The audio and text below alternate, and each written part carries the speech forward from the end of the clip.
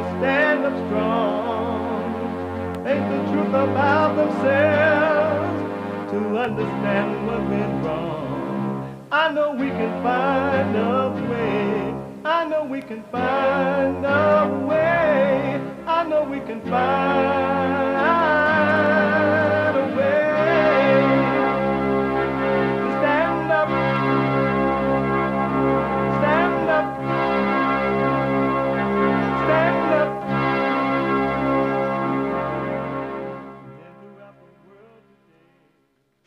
Uniting the races with truth instead of dividing them with lies.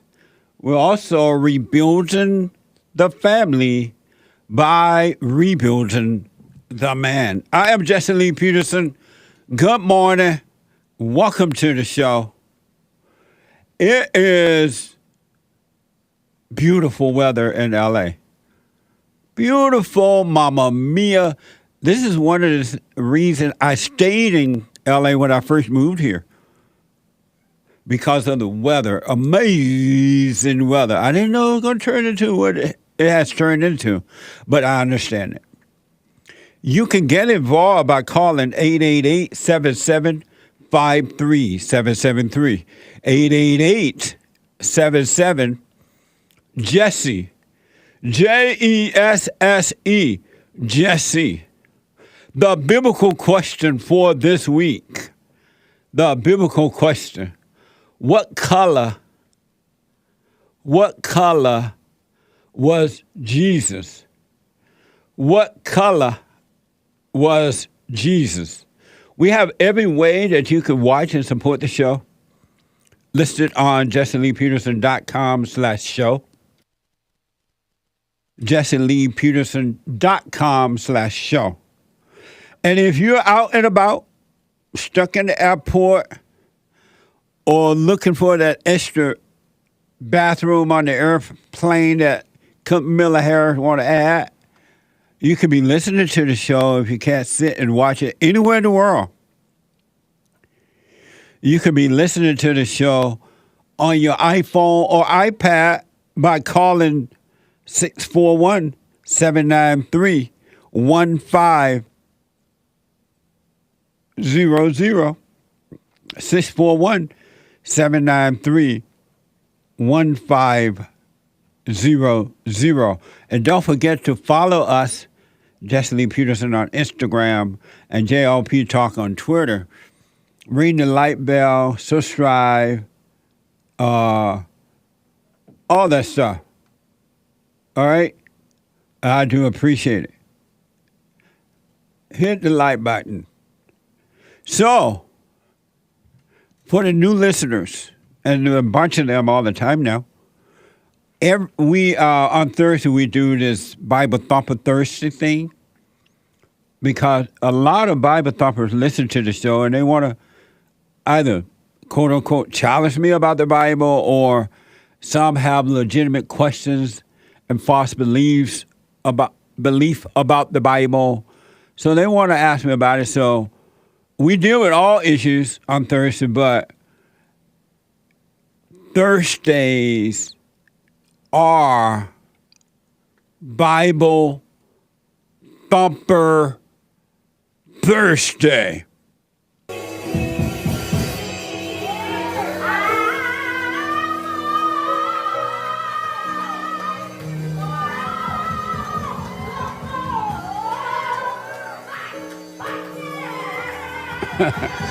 What the?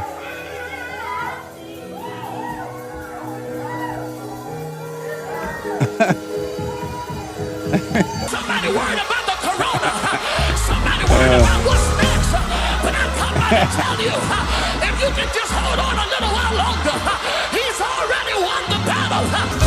Around this time we will be dead. And this war ain't over, y'all. We're talking about saving democracy. We're talking about health care for all of God's people. We're talking about housing for all of God's people. Why would God make it so complex to understand Christianity? So we're going to read you the scriptures, read you the commandments, and you can actually follow the Bible, do what God says, and not what the Christian church says. Do it now. I'm tired of this church. That's a beautiful.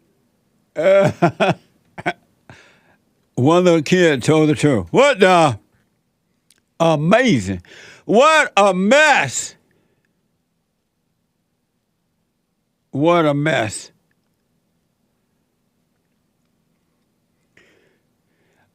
It is Bible Thumper Thursday. You know, I was reflecting on some things and watching what's going on in my country and the world around me. But my country first, of course. And it's a mess.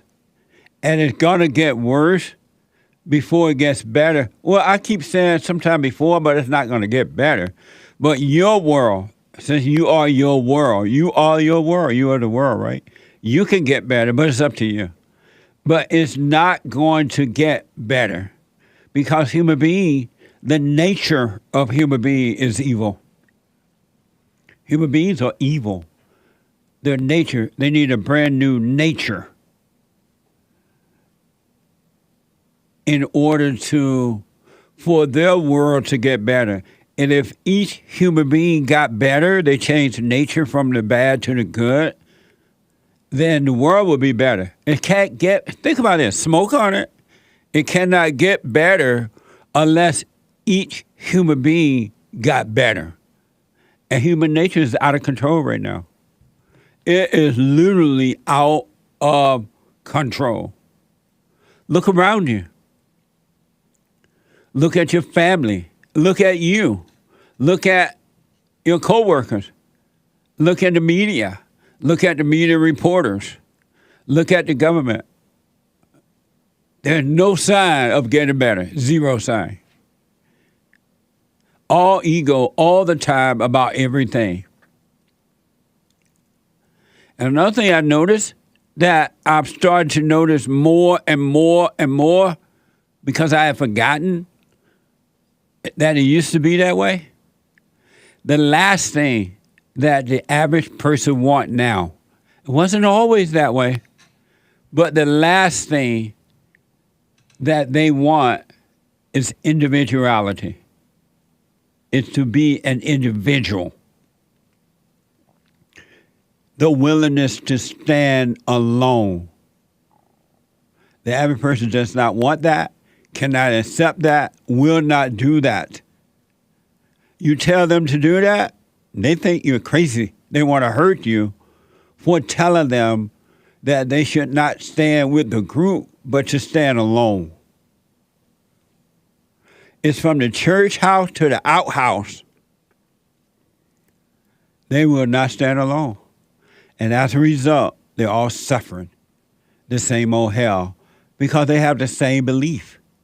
And their belief is wrong. Their belief is wrong, and they don't want to hear that.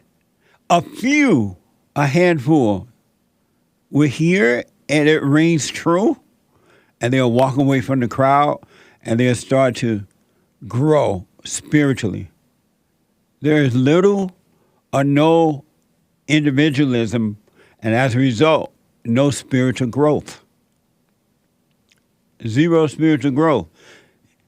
You'll find it in a few who hear about it, and they'll get on that path, and they'll stay there.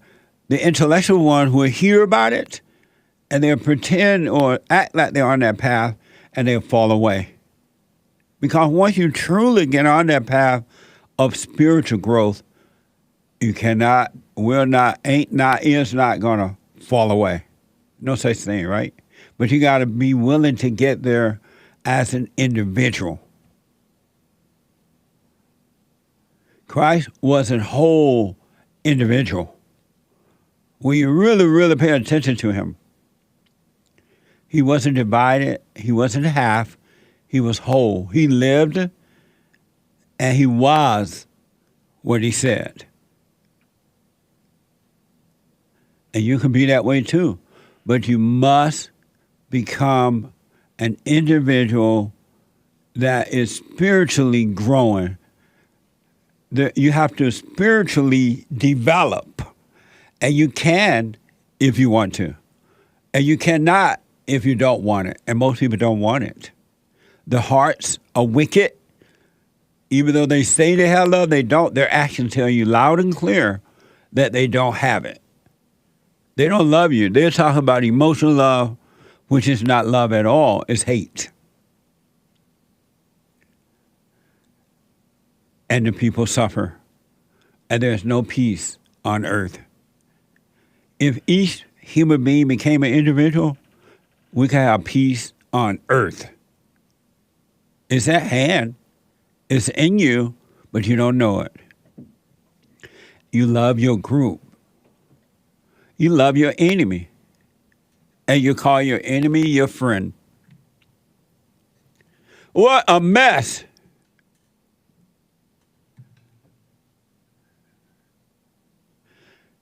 You separate from the emotions, and you will begin to see the truth. You really will. You'll begin to see. And once you truly see past intellectual mess, then you will be free. Anyone that tells you that all you have to say or do is, all you have to do is to say, I believe, they're lying to you. That's your enemy. Any preacher, any teacher, any psychologist, psychiatrist, or counselor that tells you all you have to do is believe, all you have to do is say, I believe, all you have to do is say, I believe Jesus died on the cross and rose again for me, and now I'm free. That's your enemy. That's not your friend. They might not be aware that they're your enemy because they have believed into that lie too. That's your enemy. That's not your friend. I don't care what title they have or don't have. Look at every human being who've gone down to the front of the church and said, I believe Jesus died on the cross and rose again. Or the preacher put his hand on your head and said, let's do the sinner's prayer, whatever they call it. Do you believe Jesus died on the cross and rose in 3 days and for you? Yes. Now you're saved. That's your enemy. And you still have anger. You still have fear. You still have emotional needs. And you call yourself saved. That's your enemy. You have no spiritual development, no spiritual growth at all. Zero. An emotional person is a dead person. Satan is your daddy, and you call him Jesus. What a mess! And someone comes along and says, no, that's not it. You need to stand alone so you can find the kingdom of heaven within, so that you can realize that eternal life is here and right now, and it's done. It's finished. You're waiting for something. Some people are still waiting. I keep on waiting for the world to change. Keep on waiting. You're waiting on something that is already finished. It's like building a house, and you stayed at a family member or the hotel until they completed their home, the house. And they come and they tell you, your house is done. You can move in now. And you go there and you stay on the outside and look at the house and never move in, but think that you're home. Anyone that tells you that Jesus is God is your enemy and not your friend. And you believe it, and you start saying it, and you try to convince others, and yet inwardly, your house is not a home. You're miserable. You have emotional needs. You're afraid. You don't know yourself. You believe thoughts. You believe emotions. All in the name of Jesus. But you can say Jesus is God.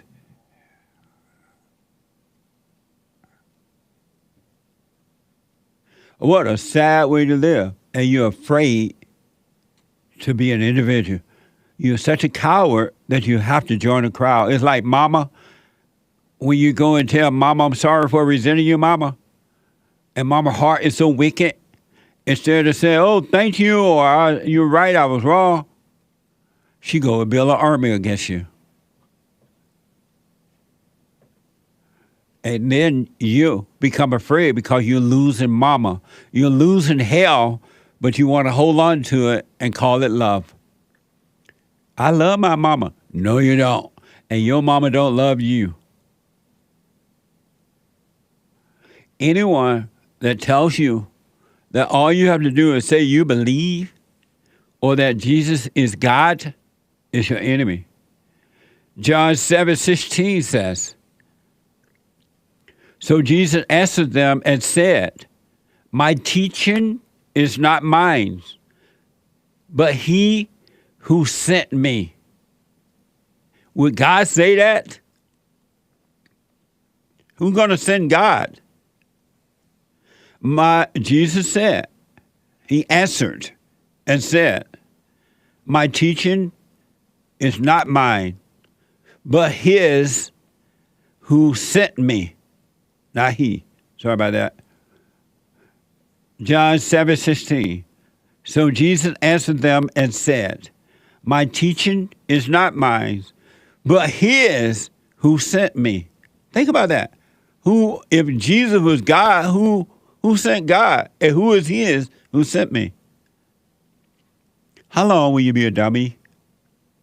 When will you take charge of your own life and grow spiritually so you can be free? It's at hand. John 7:16. So Jesus answered them and said, my teaching is not mine. My teaching, what he was teaching, was not his, but his who sent me. If Jesus was God, who was God referring to? Come on, y'all.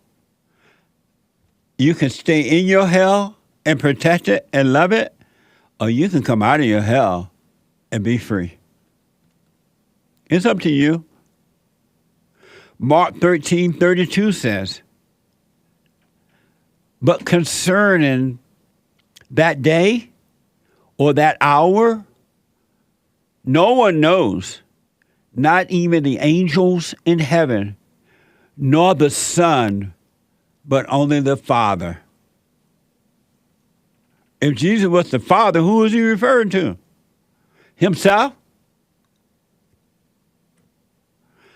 But concerning that day or that hour, no one knows, not even the angels in heaven, nor the Son, but only the Father. Jesus had a daddy and has a daddy. And I'm not trying to convince you. I promise you, you can stay in your hell and suffer, and I'm just fine with it. Really. We can still drink some coffee. buymeacoffee.com/JLP something. Anyway, Jesus was the Son of the Father, and there are blind people going around believing that he is the Father, and yet they have no peace. They do not have perfect peace, and yet they hold on to a lie. They don't even question it.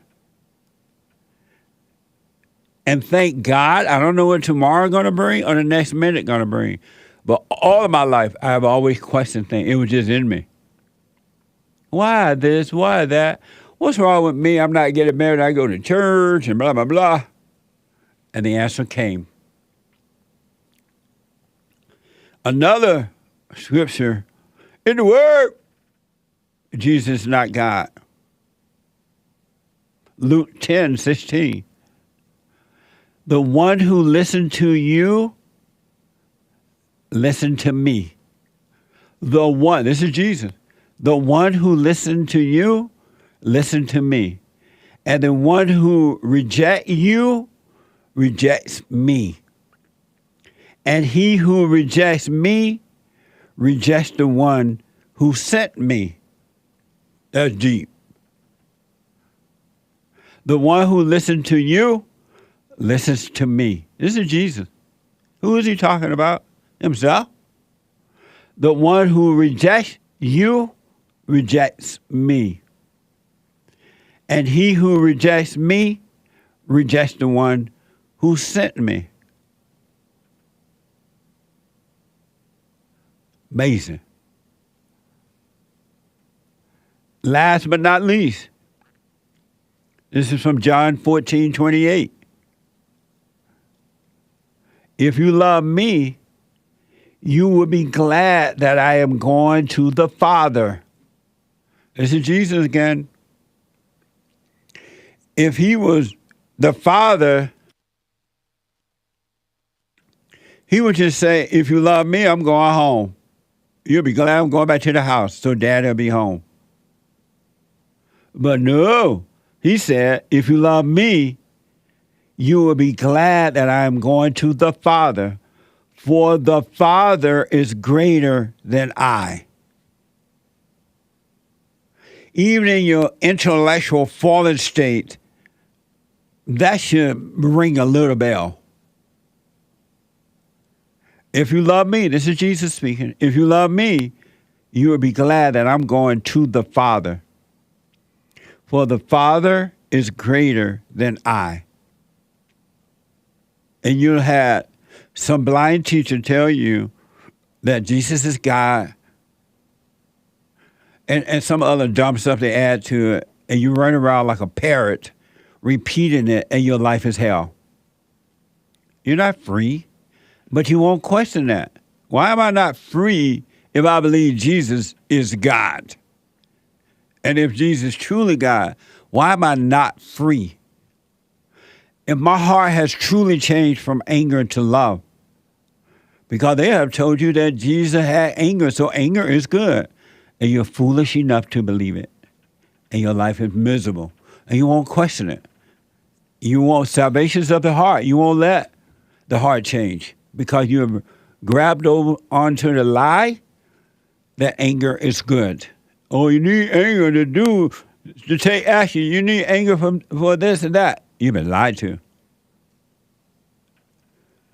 When and why don't you become an individual? It doesn't mean you ain't going to be able to play with other people. What the? You just won't identify with them. You won't try to get something from them. You will start to overcome the darkness. You will overcome the darkness of the imagination and emotions. Emotions are evil. You will overcome if you want to. It's up to you, really. You can stay in your hell and fight the devil with the devil, inside of you and outside of you, inside of others. Human beings are evil. And the Christians are as bad as the non-Christians because their hearts have not changed. Story after story after story after story I hear what Christians are doing to each other. They don't pray for, the Christians don't even pray for one another. They attack one another. They try to get revenge against one another, all in the name of Jesus. They gossip about one another. And the males, are as bad as the women. Why are you afraid to be an individual? And when I was growing up, that was taught. That it was taught by example and with words. You need to be an individual. Why do you care what this person think or do or say? Why don't you be you? Why don't you deal with your life? Live your life. That was taught. That ain't taught no more. They even have these stupid little football games for kids that when kids are playing football, there are no winners or losers, and they have to not even knock each other down. They have to run over and give you a little piece of rag or something. You have allowed the women to take over, not only in the home, but in businesses and schools and government and everywhere. And look what's happening. Nothing but evil.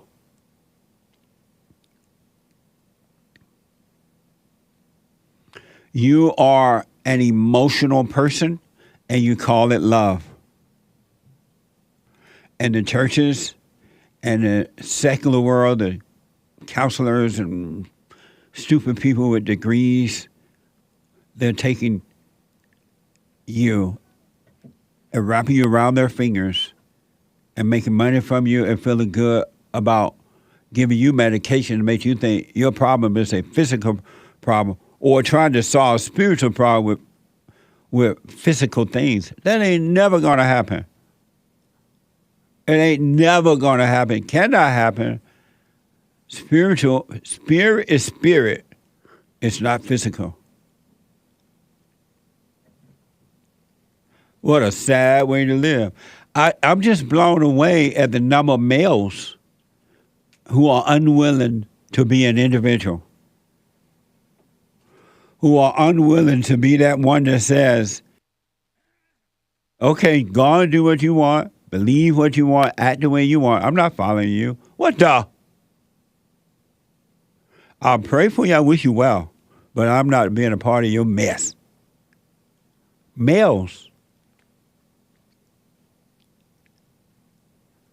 God in Christ, Christ in man, man over woman, and woman over children. But I want to get it clear. The woman over the children is coming, the order is coming from the man through the woman to the children, if the mother is still there. When will you be free? When will you become an individual? When will you grow spiritually? When will you develop spiritually? Not intellectually. Intellectual development is not development. That's death. That's not upward, that's downward.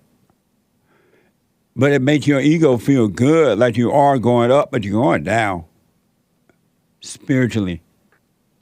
And your world is a mess. And you blame someone else for your world being a mess. You let them in your world. You drew them into it.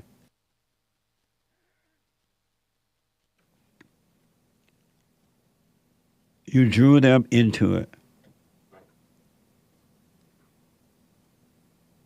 I was talking to a young lady yesterday on the show. She and her husband moved away from their town, according to her, away from her family, and I guess his family, he didn't say, but and the mama still harass him, trying to tell him what to name the baby. The mama, according to the young lady dating him, she 40-something, the guy 20-something. And the husband had not yet get on the phone or something and say, look, stay away from my wife. Don't ever call her. Don't ever call me. Don't ever come to my house. Don't ever do this. You're evil. The husband won't defend the wife. Another young man said that he only get involved with his big things, but not the little things. If you don't deal with the little things in your life, how will you be prepared for the big things?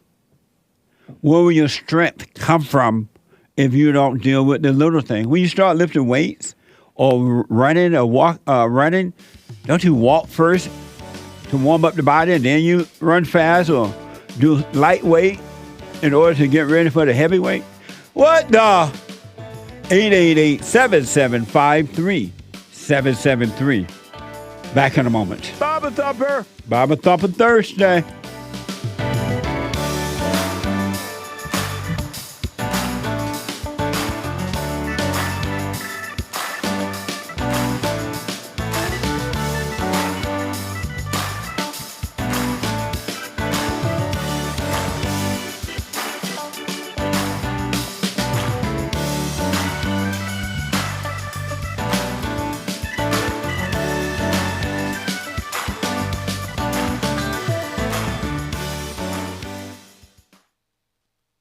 I have books that are amazing.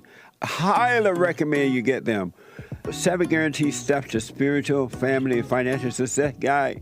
Even if you're not starting a business, but you have a job, or you're on welfare, it can help you if you do. Be doers of the word, all right?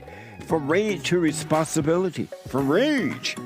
That's what I write about in the first chapter, especially how I overcame. Scam, how the black leadership exploits black Americans. They're using them, and blacks are too willing to be used. And then my last book, The Antidote, Healing America from the Poison of Hate, Blame, and Victimhood. They are all amazing books, and they are helpful. Go to rebuildingtheman.com if you want an autographed copy, or call 800-411-2663.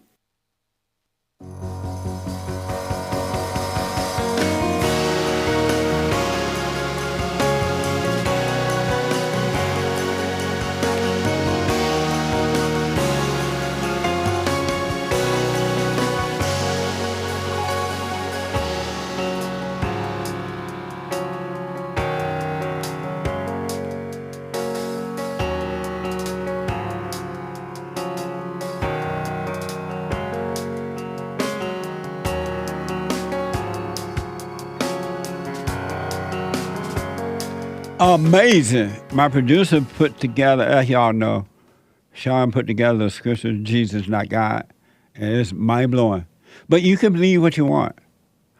A couple announcements. The Hake report is coming up at 9 a.m. this morning, and James Hake is on fire. TheHakeReport.com from 9 to 11 a.m. Pacific time. And the Anchor Baby, the American Anchor Baby at 12 noon. Come hell or high water, it's going to be at 12 noon Pacific time. The Anchor Baby. Amazing. The Anchor Baby put together the opening video by the Thumper Thursday there that you saw with the people carrying on. Amazing. Happy White History Month, by the way. And don't forget, a limited supply of White History shirts, T-shirts, a limited supply of colors and sizes. Go to whitehistorymonth.store, whitehistorymonth.store.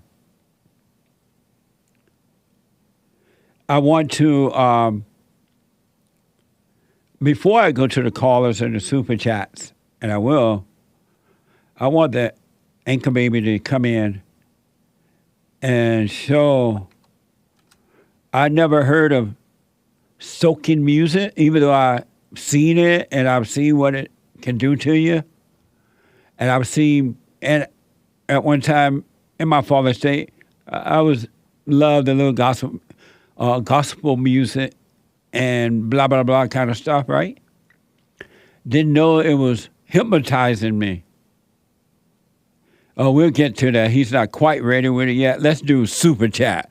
Super. Super Chat. Amazing. Good morning, sir. Good morning. The biblical question for this week, what color was Jesus?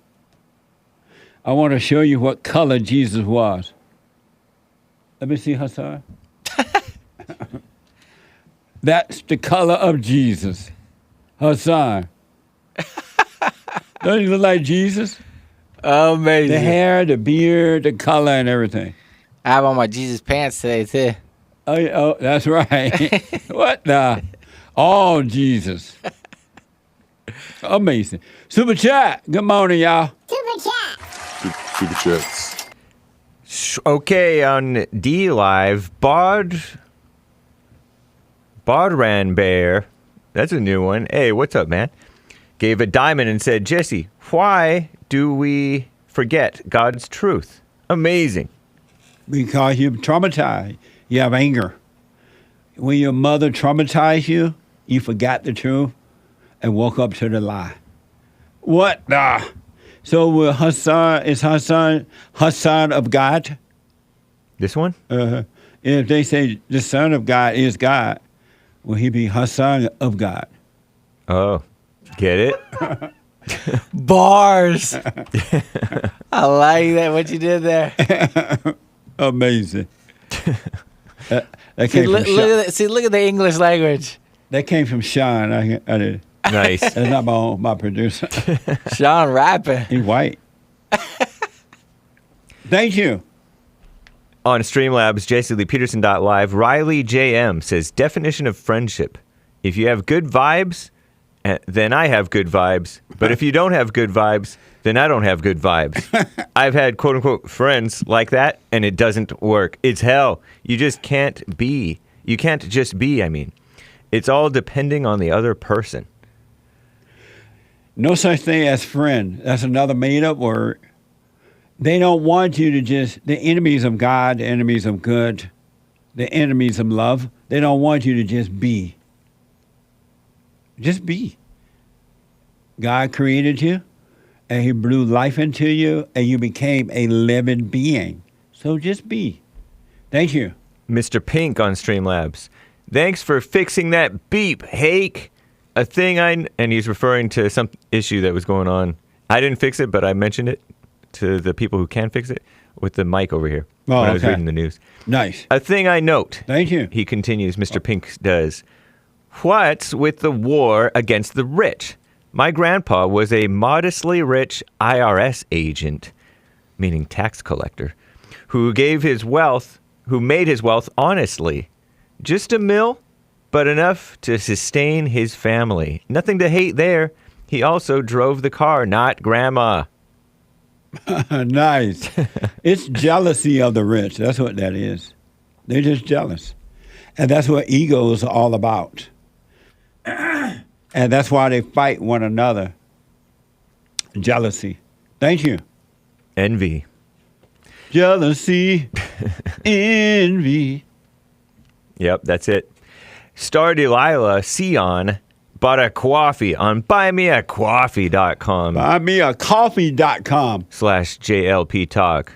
It says, Jesse, Hake is reading my super as someone bought a coffee. I'm telling Jesse on you, boy, bye.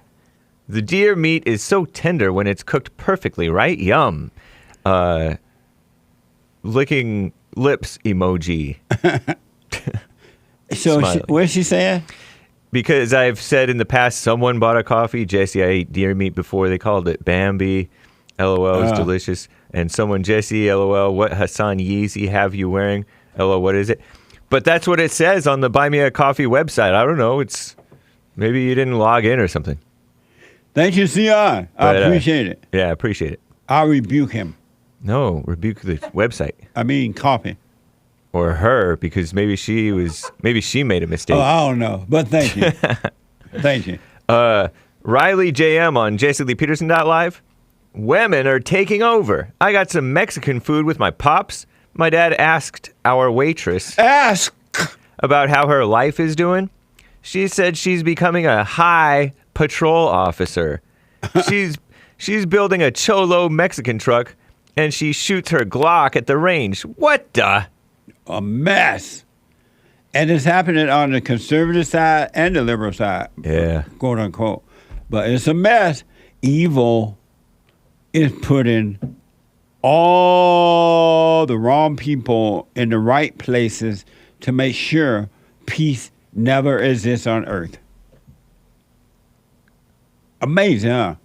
But your world, you can be fine. Thank you. Badharan Bear with another diamond on D Live. These are from yesterday, actually. Amazing callers. They are out there seeking. Yeah. There are people, a few, that are truly, truly seeking. There's a lot who are faking it.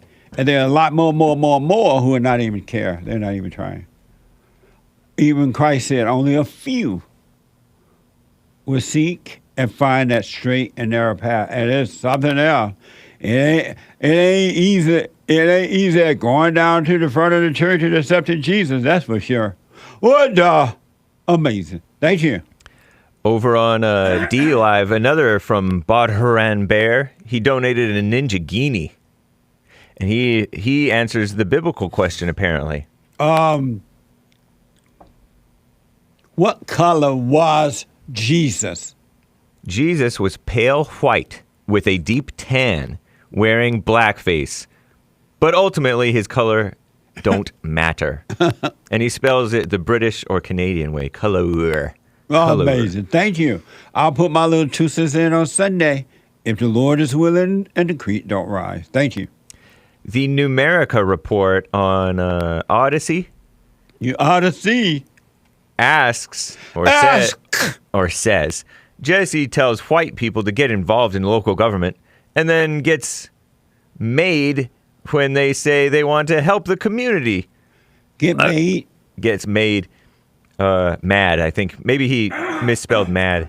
Oh. Maybe it was a typo. Gets mad when they say they want to help the community, and then he does cussing symbols, I guess. What the?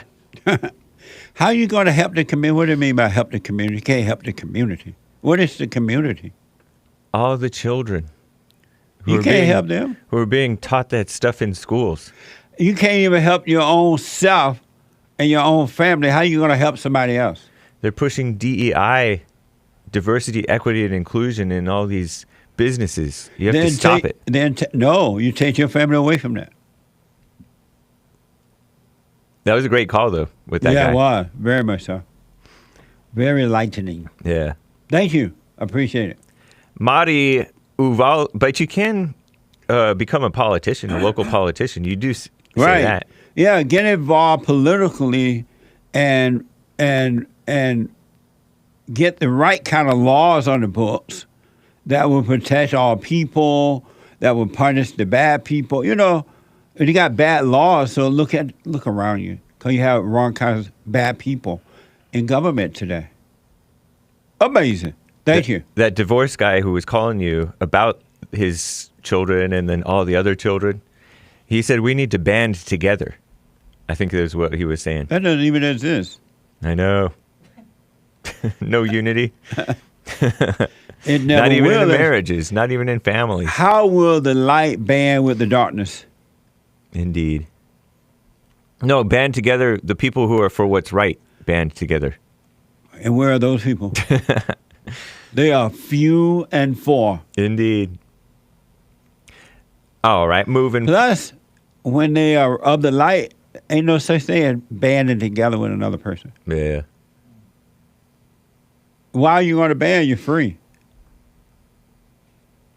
And the light will fight your battle. Nice. Mari Uvaldo with a diamond. No, not a diamond. With a super chat on the Bond YouTube channel from the archive service that came out yesterday. There was an archive service that premiered yesterday. Oh, yeah. Thank you. She says, Feliz cumpleaños, James, and best wishes to you, sir. Much love to you and Jesse and crew. Appreciate y'all. Birthday cake emoji, beers clinking emoji, which I disavow. Sparkling apple cider emoji, and blowing a party whistle with a party hat on and confetti emoji. Amazing. Thank you. We love you. Thank you. Appreciate you as well. Hopefully I make it. That's next Monday. Mr. J says, Hassan's dog told me if it ain't white history, it ain't the right history. Punchy looking Alfred in the lavender pink jacket.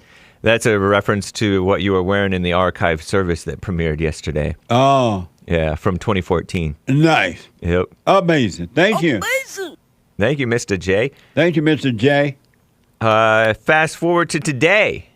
At the border, I'm stunned. Donated on Streamlabs, JCLeePeterson.live.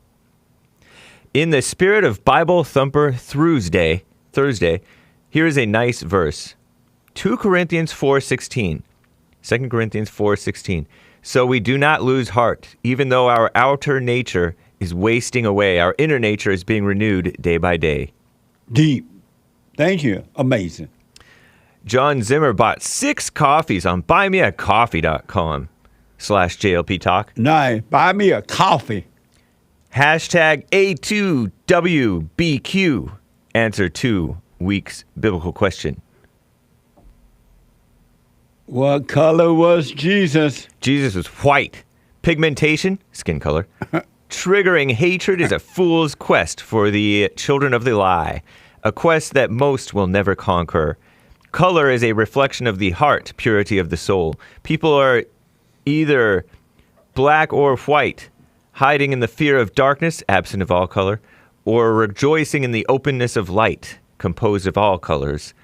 A prisoner of evil, overcome by hate, or a free man guided by the goodness of truth, understanding love.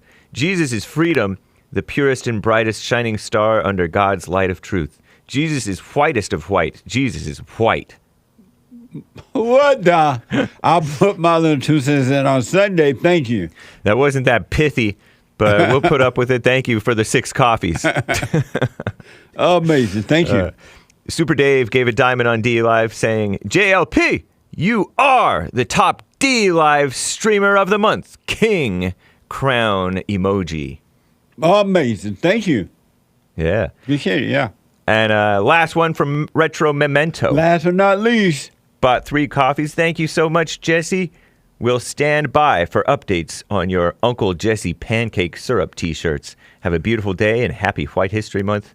A couple of bouquets of flowers emojis and thanks emoji. Thank you. Amazing. So I talked about that with the staff, and we're not sure that we ever sold those t-shirts, right? Correct. I think it was just a meme made by Lock Your Door. Lock your door. But we'll keep you updated as things move forward. Thank you. A couple more just came in. Justin Childers says, Happy White History Month on Streamlabs. July just feels white. Sigmund Freud was Happy White History Month to you too. Thank you. This is his contribution, I guess. Sigmund Freud was a white psychologist who said one of the greatest hindrances to a son's growth as a person is the, quote, devouring mother who consumes her children, particularly her sons, emotionally and psychologically. Amazing. That's deep. Thank you. But it happens to the daughters too, because the daughters become just as subject to the mother as the sons. And they become like the mothers, and evil repeats itself generation after generation until somebody says no more and overcome evil by overcoming anger. Thank you. Last one from Games for Rec on D Live with the diamond. Shout out to Savage Pitbull. He says, thank you. What? Games for Rec said, shout out to Savage Pitbull. Thank you. I don't know what that means, but thank you. Oh, Savage Pitbull is another person on D Live who listens to the JLP show. Shout out to Savage Pitbull. Nice. Thank you. And thank you guys. That's all for now. Amazing. Thank you all. I do appreciate it. Amazing. Indeed. Let me go to Allie, a first-time caller out of Washington State. Allie, welcome to the show. You're on the air. Hi, Jesse. Hope you can hear me okay. Yeah, speak a little loud for me, Allie. Okay, yeah, my phone is absolutely horrible. Sorry. No, that's clear, though. That's fine. Okay.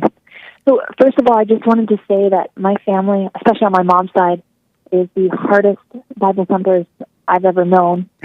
And I've always been considered like the black sheep, and I just took on that identity. As soon as they scolded me at 5 years old with the Bible, I just took on that identity. I was just a bad, kid. Yeah. But I've been trying to do things right. I found a man, my husband, who is nothing like my family, and he takes full control. And I forgave my parents 3 years ago. I was doing a silent prayer. I was able to be still. It was amazing. And I just got pregnant 6 months ago, and it's like somebody else crawled into my body, literally. And I cannot be still as easy. It's almost impossible. I feel absolutely insane. But I don't know what happened. Everything was still, and now everything is chaos. So you were doing the silent prayer, and you got pregnant 6 months ago, right? Yes. And now I feel like your world turned upside down? Yes. The thought. Go ahead. The thoughts just show me how absolutely insane, the spirit that's in me is. And I thought I was on the right track, and now it's like, it's throwing me curveballs, like something is really wrong.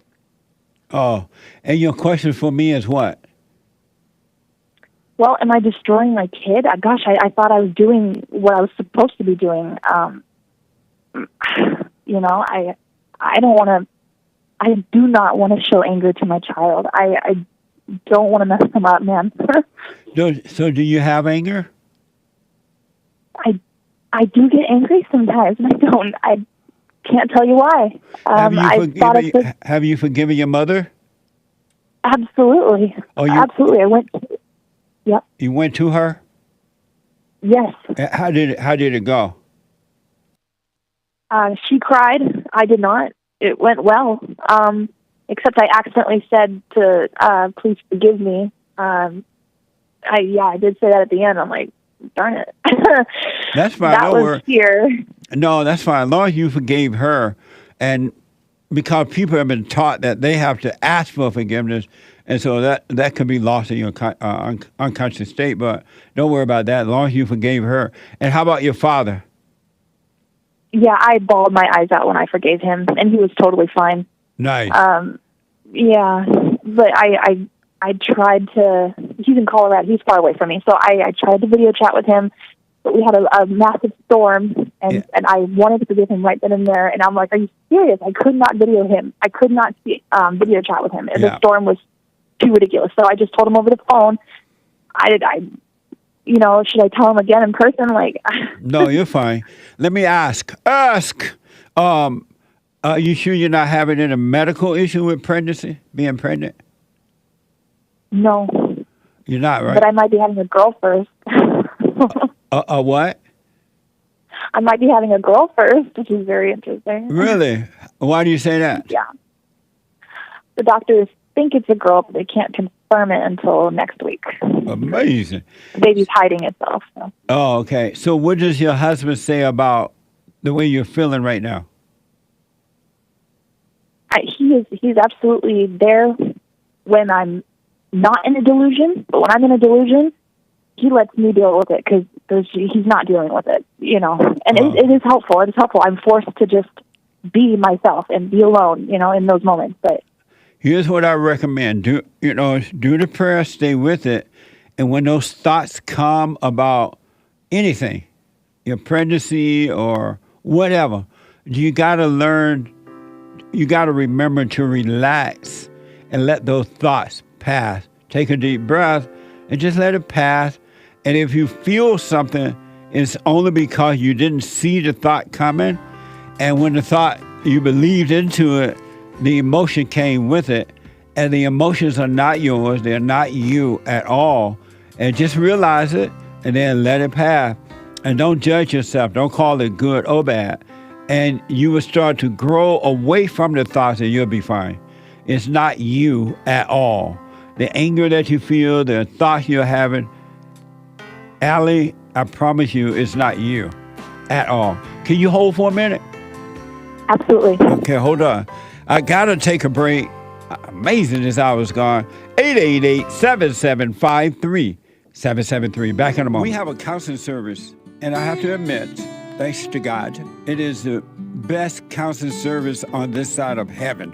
I counsel with men and women, families, individuals around the world. Most people are unhappy, they're miserable, they have rough lives, they're depressed, suicidal, young and old, of all races. I understand, I know why, and I do understand it. Because exactly what's happening in me is happening with everybody outside of me, inside of them. And I've noticed that with those who really, really, really want to understand, they overcome it just like that, out of one counseling session. If you need counseling, you can go to rebuildingtheman.com or call 800-411-2663. 800-411-BOND. Best counseling service on this side of heaven.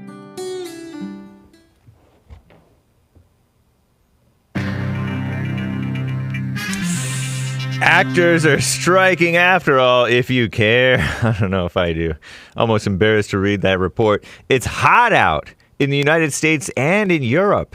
Terrible. As JLP predicted, it's going to be a long, hot summer. Well, cross your fingers, hope he's wrong.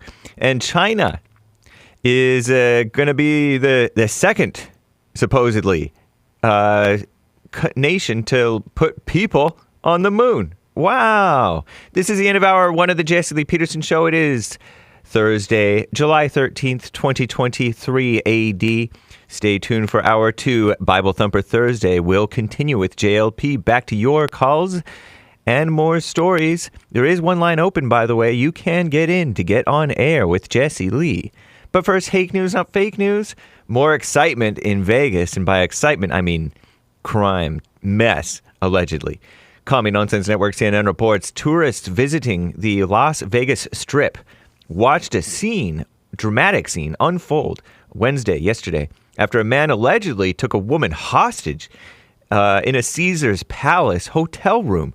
That city's SWAT team eventually apprehended the male, after video captured him throwing a TV and other items from the 21st floor, sending people running for cover. Whoa. Actors are striking. The union representing 160,000 Hollywood actors is poised to go on strike. Oh, duh. Oh, no, don't do that. After talks about fair pay, communist buzzword, with major studios and streaming services that have failed. Commie capitalists versus commies. Whose side are you on? Nobody's. It will be the first time the members of the SAG-AFTRA union have stopped work on movie and TV productions since 1980. After a final day of negotiations, Wednesday did not produce an agreement. A news conference is scheduled for noon Pacific Daylight Time today here in Los Angeles. Boring. Where union leaders could announce the formal start of the strike. Hopefully there's some scabs, right? Shout out to the scabs. And the commies, right? We love commies, even though they're evil. SAG-AFTRA members will now join the more than 11,000 members of the Writers Guild of America who have been on strikes against the same studios since the start of May. It's hot outside, at least warm. Blistering heat waves. Blistering, they say, according to Commie Nonsense Network, if you believe them. In the United States and Europe are on track to break temperature records in the coming days. In the southwestern United States, temperatures in Phoenix, Arizona, have reached 110 degrees Fahrenheit every day this month. Whoa. Whoa. Meteorologists expected record-breaking heat this weekend, reaching a staggering 119 degrees Fahrenheit. In some areas elsewhere, nearly 70% of all Americans will see a high temperature at or above 90 degrees over the next week, while more than 55 million people will see temperatures at or above 100 degrees. I remember being in second grade, and the second grade teacher was like, it was 100 today, which is not uncommon.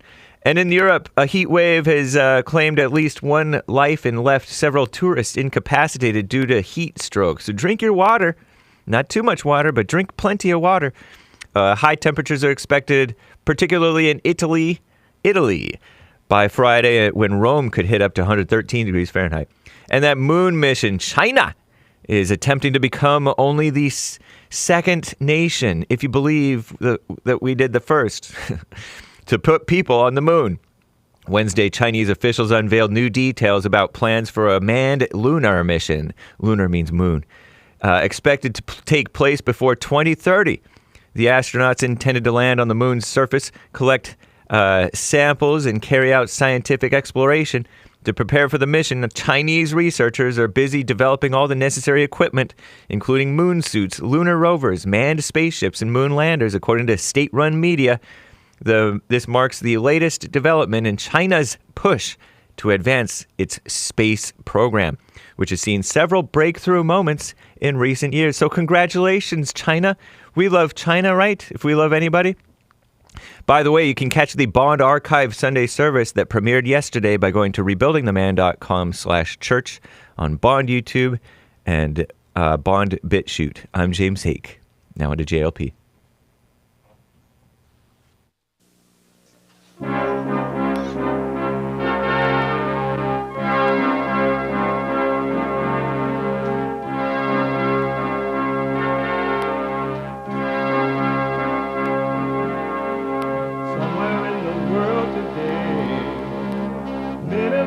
stand up strong, face the truth about themselves, to understand what went wrong. I know we can find a way. I know we can find a way. I know we can find a way to stand up, stand up, stand up.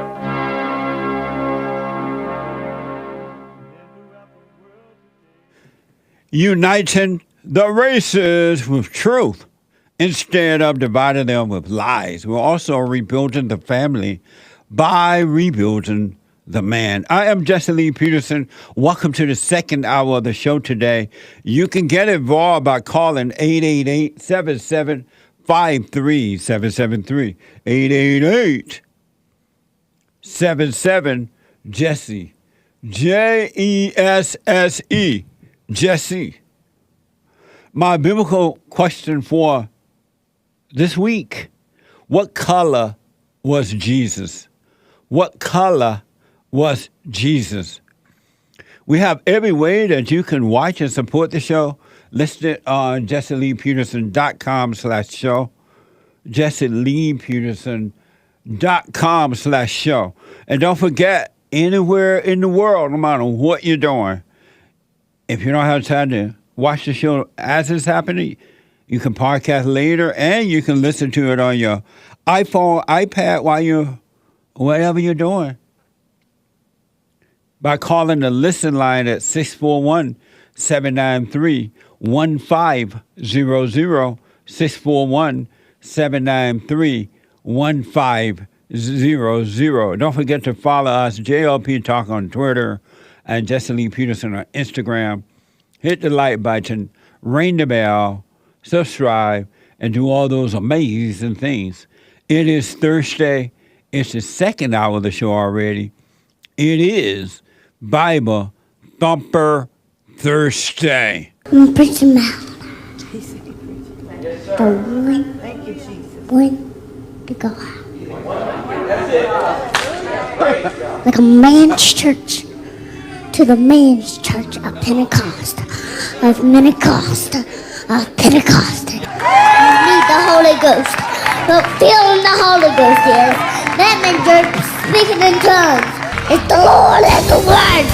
You rise of Pentecost, of Mississippi.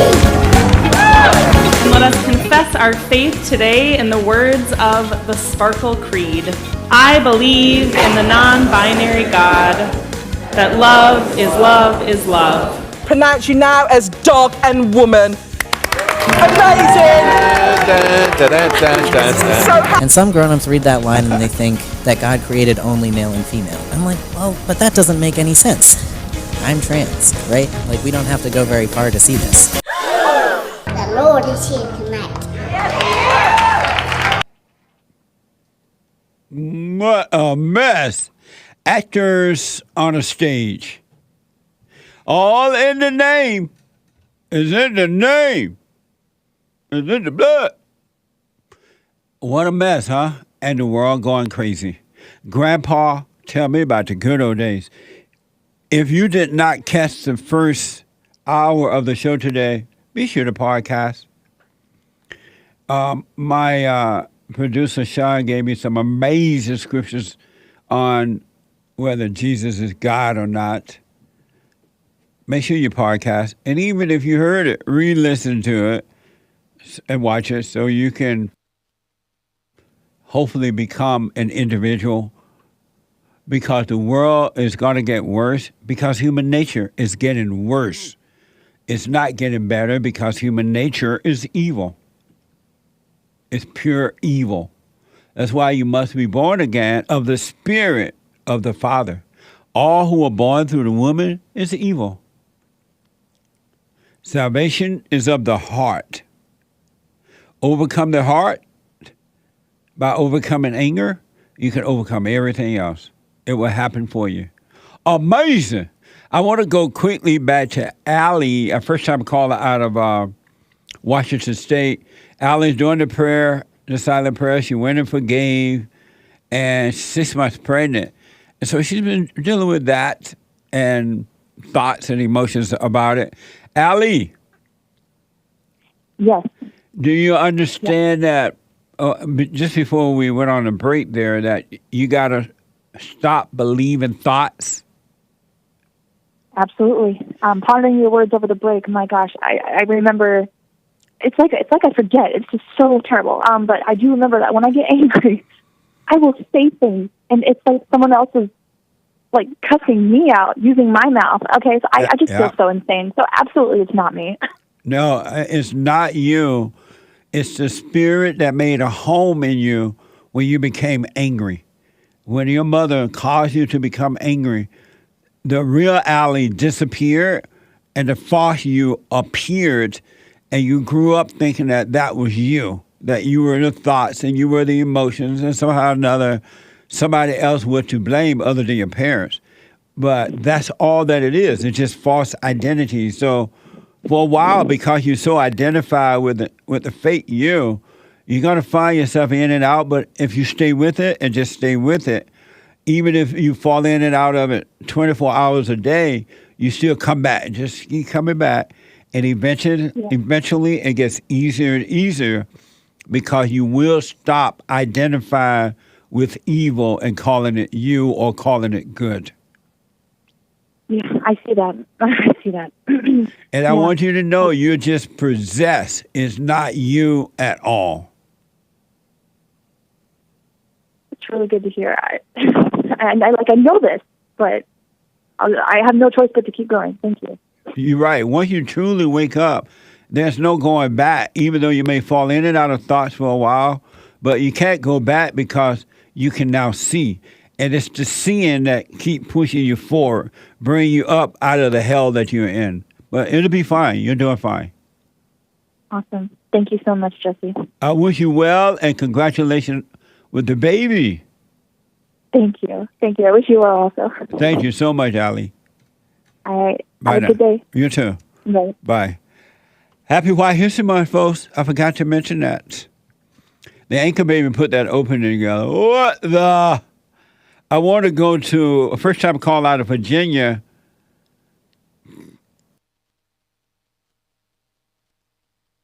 Khalil, I believe. I hope I'm saying it right. Am I pronouncing your name right? Yes. Khalil, welcome to the show. You're on the air. Yeah, I just want to say, first and foremost, thank you for having me on. I'm a big fan or whatever. But, yeah, I just wanted to see what you were doing in my position because I'm having some, woman issues, I would say. This woman I've been with for about, a year and, 5-6 months. Everything was good at first, but we've had, she's caused a lot of issues, and I want to stay with her. But, of course, like you say, I'm big on forgiveness. I'm big on trying to get past stuff. But do you feel like after a while, even though you can forgive somebody, there's just sometimes going back. After people have cheated or, done multiple things that are big that causes, separation. You say you've cheated? No, she's cheated. I remember in the past, one time I got her pregnant, she had aborted the kid. She had donated her eggs one time. When I told her I didn't want her to do that, she called me out of my name one time. Bad stuff has happened between us that she's done. And she's recognized it, but, yeah. And your question for me is what? Even if I try to forgive her, is there a certain point where it's even if you do forgive her, do you have to just walk away? Is there a certain point where it's you just have to walk away because as a human, are you married to her? It's just not going to be the same. Are you married to her? No, we're just together, just boyfriend and girlfriend. Oh, okay. Are you living with her? No, sir. Oh, okay. I would strongly advise you dump this woman like a hot potato.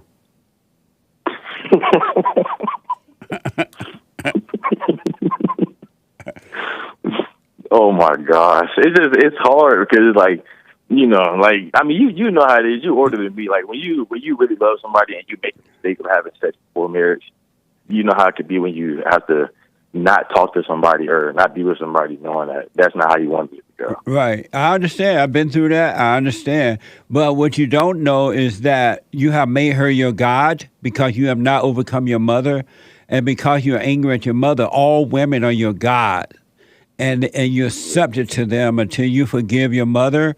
Then the role will reverse spiritually. You will reverse, and you would no longer be subject to the woman, and she will have to be subject to you, and you would never go through that again. Yeah. But so the pain that you're feeling is not your pain. It's the pain of the ego, which is of the devil. It feels like you've lost your God, but you're really losing hell. You're losing Satan. So I would recommend you dump her right now, and then block her from your phone, from your so-called social media, anything. Be done with her, and then work on you so you can overcome the abnormal nature and return to the normal nature, which is the spirit of the Father. You got to work on you because she got her problems, but the problems that you're having is with you and not her, because you are in a fallen state and you're identifying with that as though it's real and as though it's you. And if this woman had an abortion and done all this stuff, she's only doing it because you're being weak and you're encouraging her weakness. You're making her hate you even more so. Yeah, it's just rough because once the stuff happens, like the abortion, that happened like in the beginning of the relationship, like the cheating, all that stuff.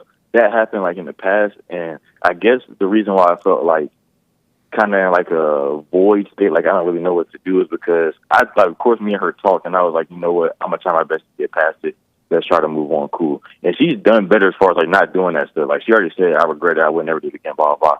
But I just told her, I was honest with her. I was like, I think as a human, like I'm trying to forgive you. Like I'm trying to get past everything and just act like, you know, it's all good. But since all that happened, it's just really, really hard. And she be getting confused. Like, you know, I thought we were going to put our best foot forward. But I'm like, I think after certain stuff has happened, it's not even put our best foot forward. Like I think it's really, as a human, once people have just done certain stuff to you, like you just can't just act the same. Like it's not going to be the same as it was. It's not.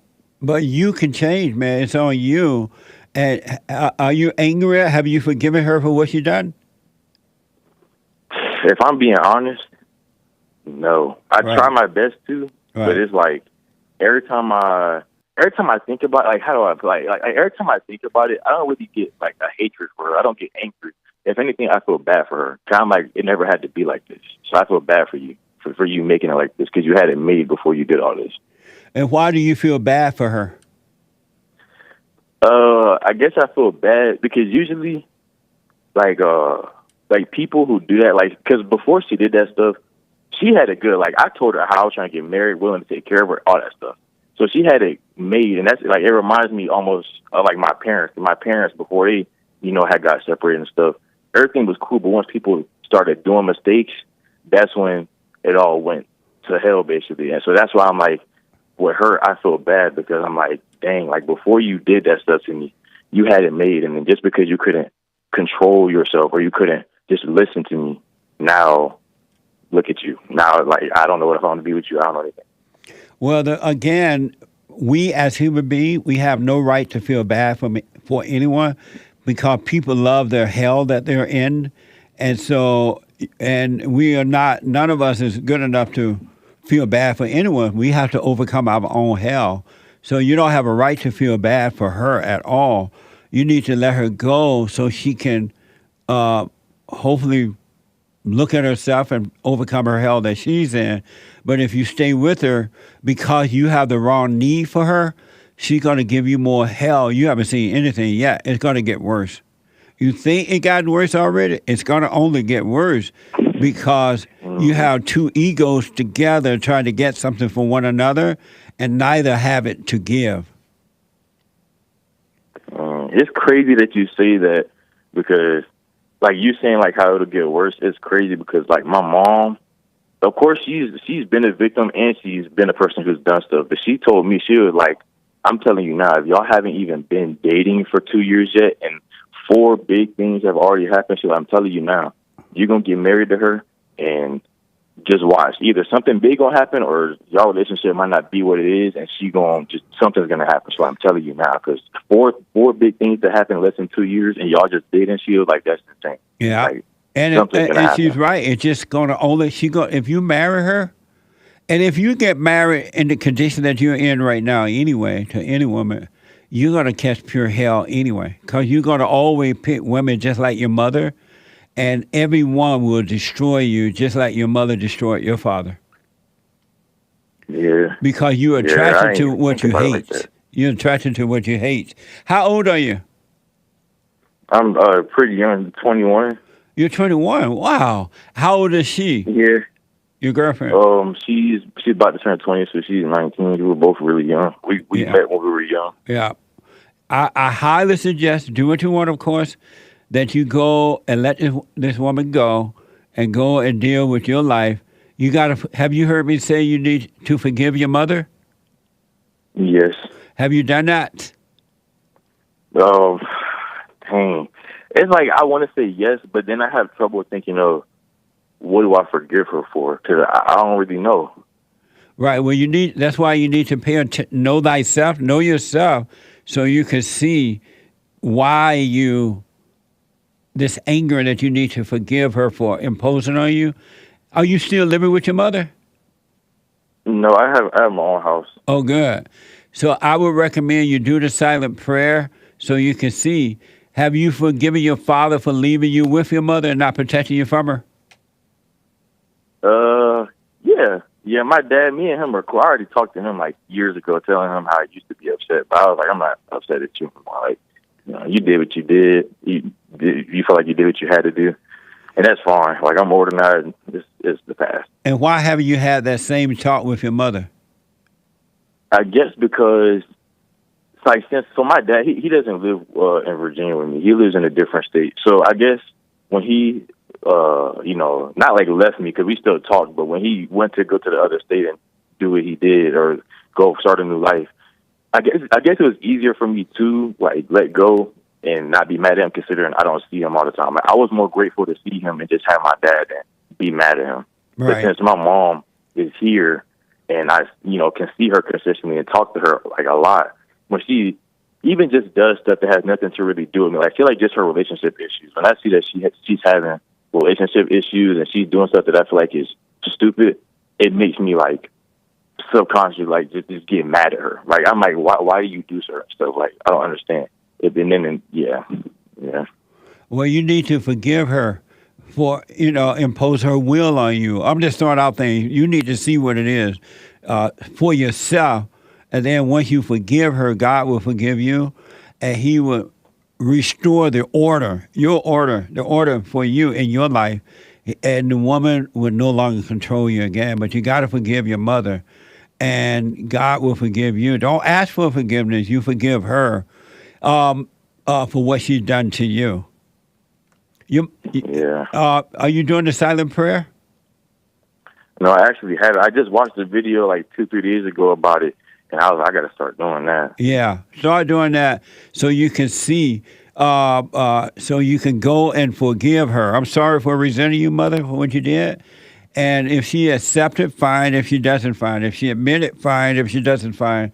If she fall out and die, fine. If she doesn't, fine. Your life will start to change for the good. It will be amazing. Yeah. This girl that you with, have you spent money on her?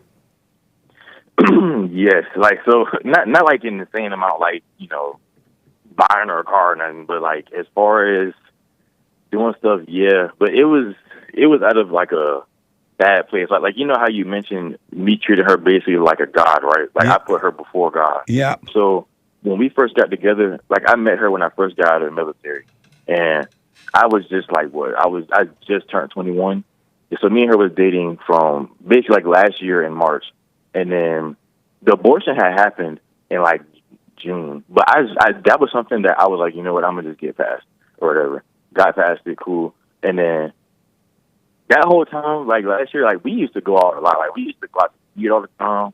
Like we went to the beach and stuff. Like we traveled to a different state. They go jet skiing. Like Christmas, bought her bag, like a Michael Kors bag, Kate Spade bag. Of course, she spent money on me too, a good amount. But yeah, like she had it good. Like I did that stuff. But once the cheating happened, and then after that, when she was like, "Oh, she gonna donate her eggs," even though I told her I don't want to agree with that, put it like it's crazy. Women can't help but cheat on weak men. Yeah, I see what you're saying. And so you're weak, and that drug, because women are angry and they're looking for a father's love, but they always end up with weak men, especially nowadays, and it just makes them worse. It doesn't make them better. So I would recommend that you be glad for the situation so you can overcome the pain, because the pain is the nature of the devil, it's not you. And you'll be free of this, and then you can have a real life, man. But you got to dump this girl. Man, you just make it sound easy. Like I wish it could just be like this easy. Like just snap a finger, like just feel better, get past this. Dang. What sound hard about it? I guess it's just. I mean, what's hard about it? Going through that pain, which I feel like involves being a weak man almost. Like I can own up to that. I feel like a man who can't just hit their feelings straight up is weak, and that's how I feel like I'm being. Like I don't want to feel the fact of she's not around. I don't see her. Like I'm not comfortable. Like just knowing that I'm gonna feel that makes me like sad. I'm like, dang, this really not a us no more. Like you're just gone. It's never been a us. It's always been a false relationship. It's never been real. It's been based on false love, false identity, false everything. It's never been real. So all you're losing is hell, and a real man will face that loss of hell outside of him, inside of others, and within himself. So you are weak, and you need to admit that to yourself. I am weak. And then take the pain, and you'll be made strong. Yeah. But I think it also comes out of me being scared to be alone, too, because I'm not used to being alone. I feel like that's something that really gets to me, too. And what's wrong with being alone? If you want to be free, you're going to have to love being alone. You got to become an individual before you can become a free man. Yeah. And again, it's not you that's feeling the fear of being alone. It's not you that does not want to take the pain. It's not you that is whatever, right? It's you're possessed with the spirit of evil in the imagination and emotions, and you think that is you because you have identified with it. You feel the pain in the body, so it must be you. It's not you at all. It's not you at all. So it's not you that feel the fear. It's an illusion. It's the nature of the devil.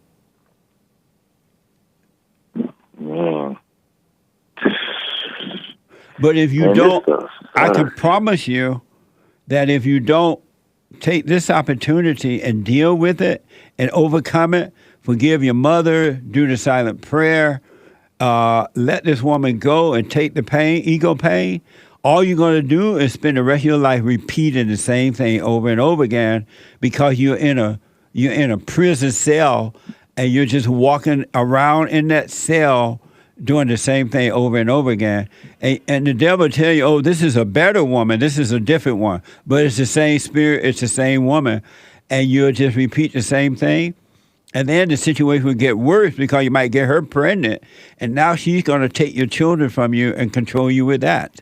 It's just going to get worse until you overcome evil with good. The problem is inside of you. It's not her. She has her problem inside of her. But everything all of your issues are inside of you. You need to overcome them. Yeah.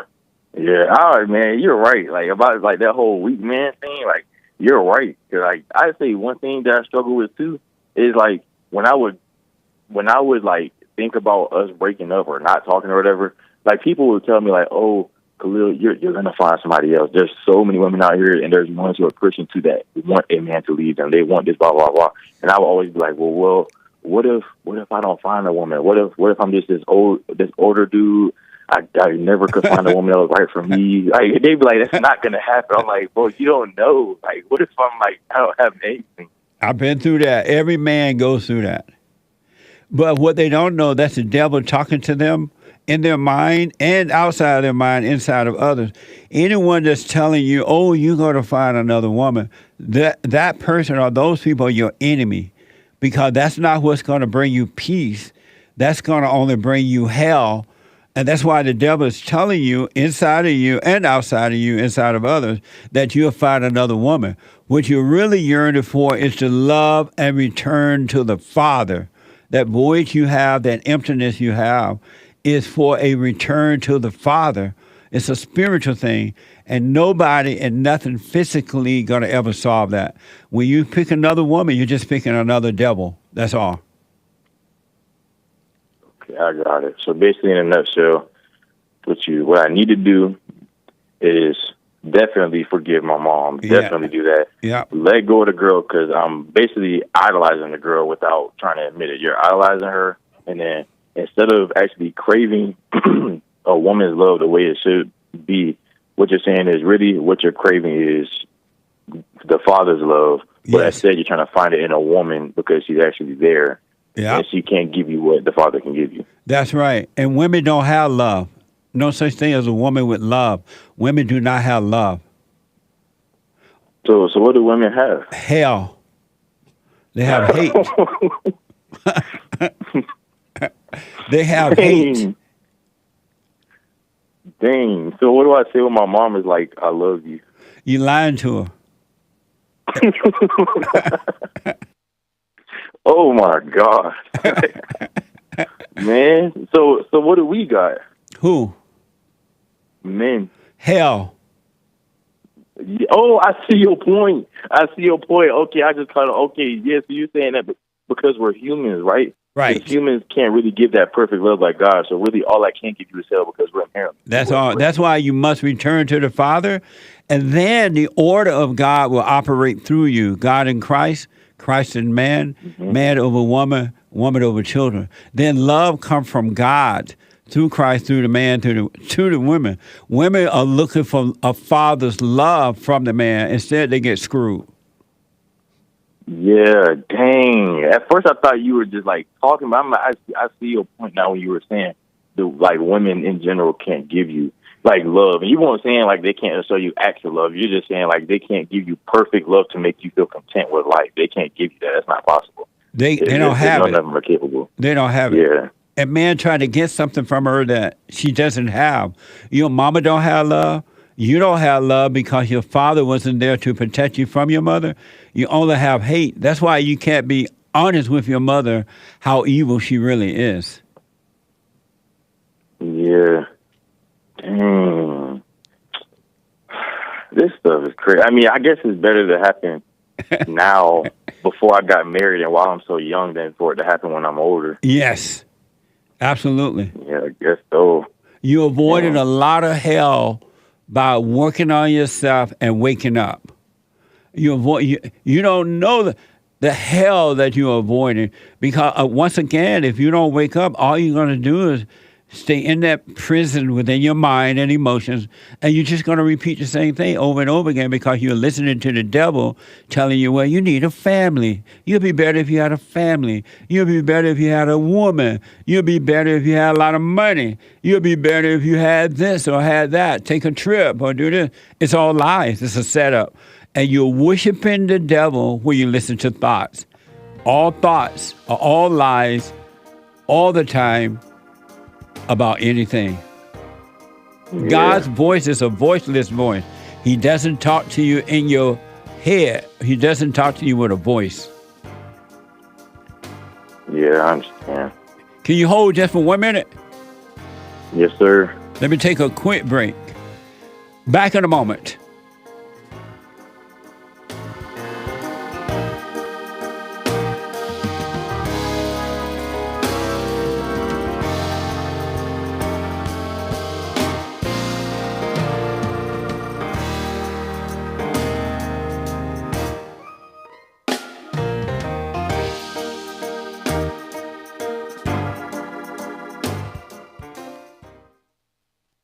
Now, I totally disagree with the way things are going, but you can't be angry because that's what the enemy wants. He wants to control you. They do things to make you mad so they can control you. It's like being married. And the wife would do things to make you mad, or she'll do things to make you feel good. And men do that to women too when they want something from the woman, especially sex.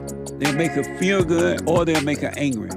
And the woman's gonna have to say, you don't want to be angry. You want to speak up. You want to disagree with what's going on. It's wrong, but do not be angry. Then you won't have fear. You won't have doubt. You won't have worries. You'll be able to see, but you got to stay away from anger. That's why you must forgive your mothers and your fathers so that you can overcome the spirit of anger. It's a spirit and it's wicked.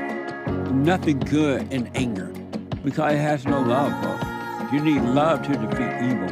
And love is not a weakness. It's a strength. It's from God. It's His nature.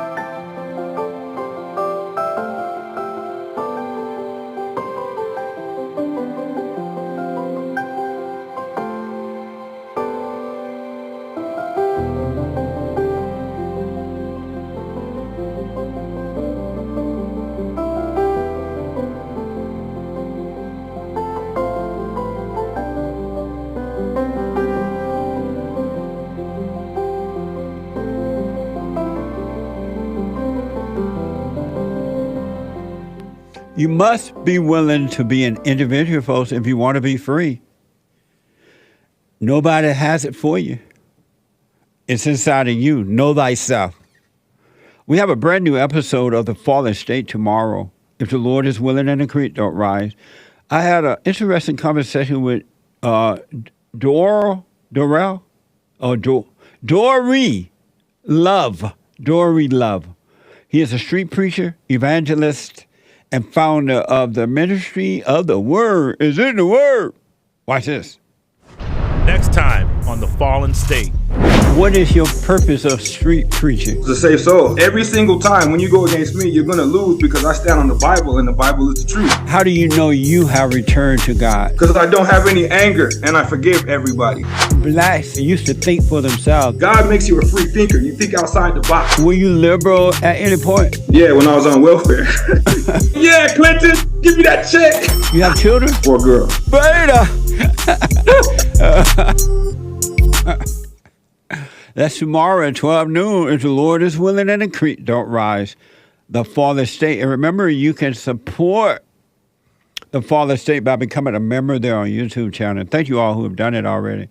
And are thinking of it. Personalized shout-outs. Birthdays, congratulations, encouragement, weddings, whatever it might be. If you want a personalized shout-out, I do them myself. Go to Cameo. cameo.com/Jesse Lee Peterson for personalized shout outs. I want to go back to Khalil, a first time caller out of Virginia. Khalil.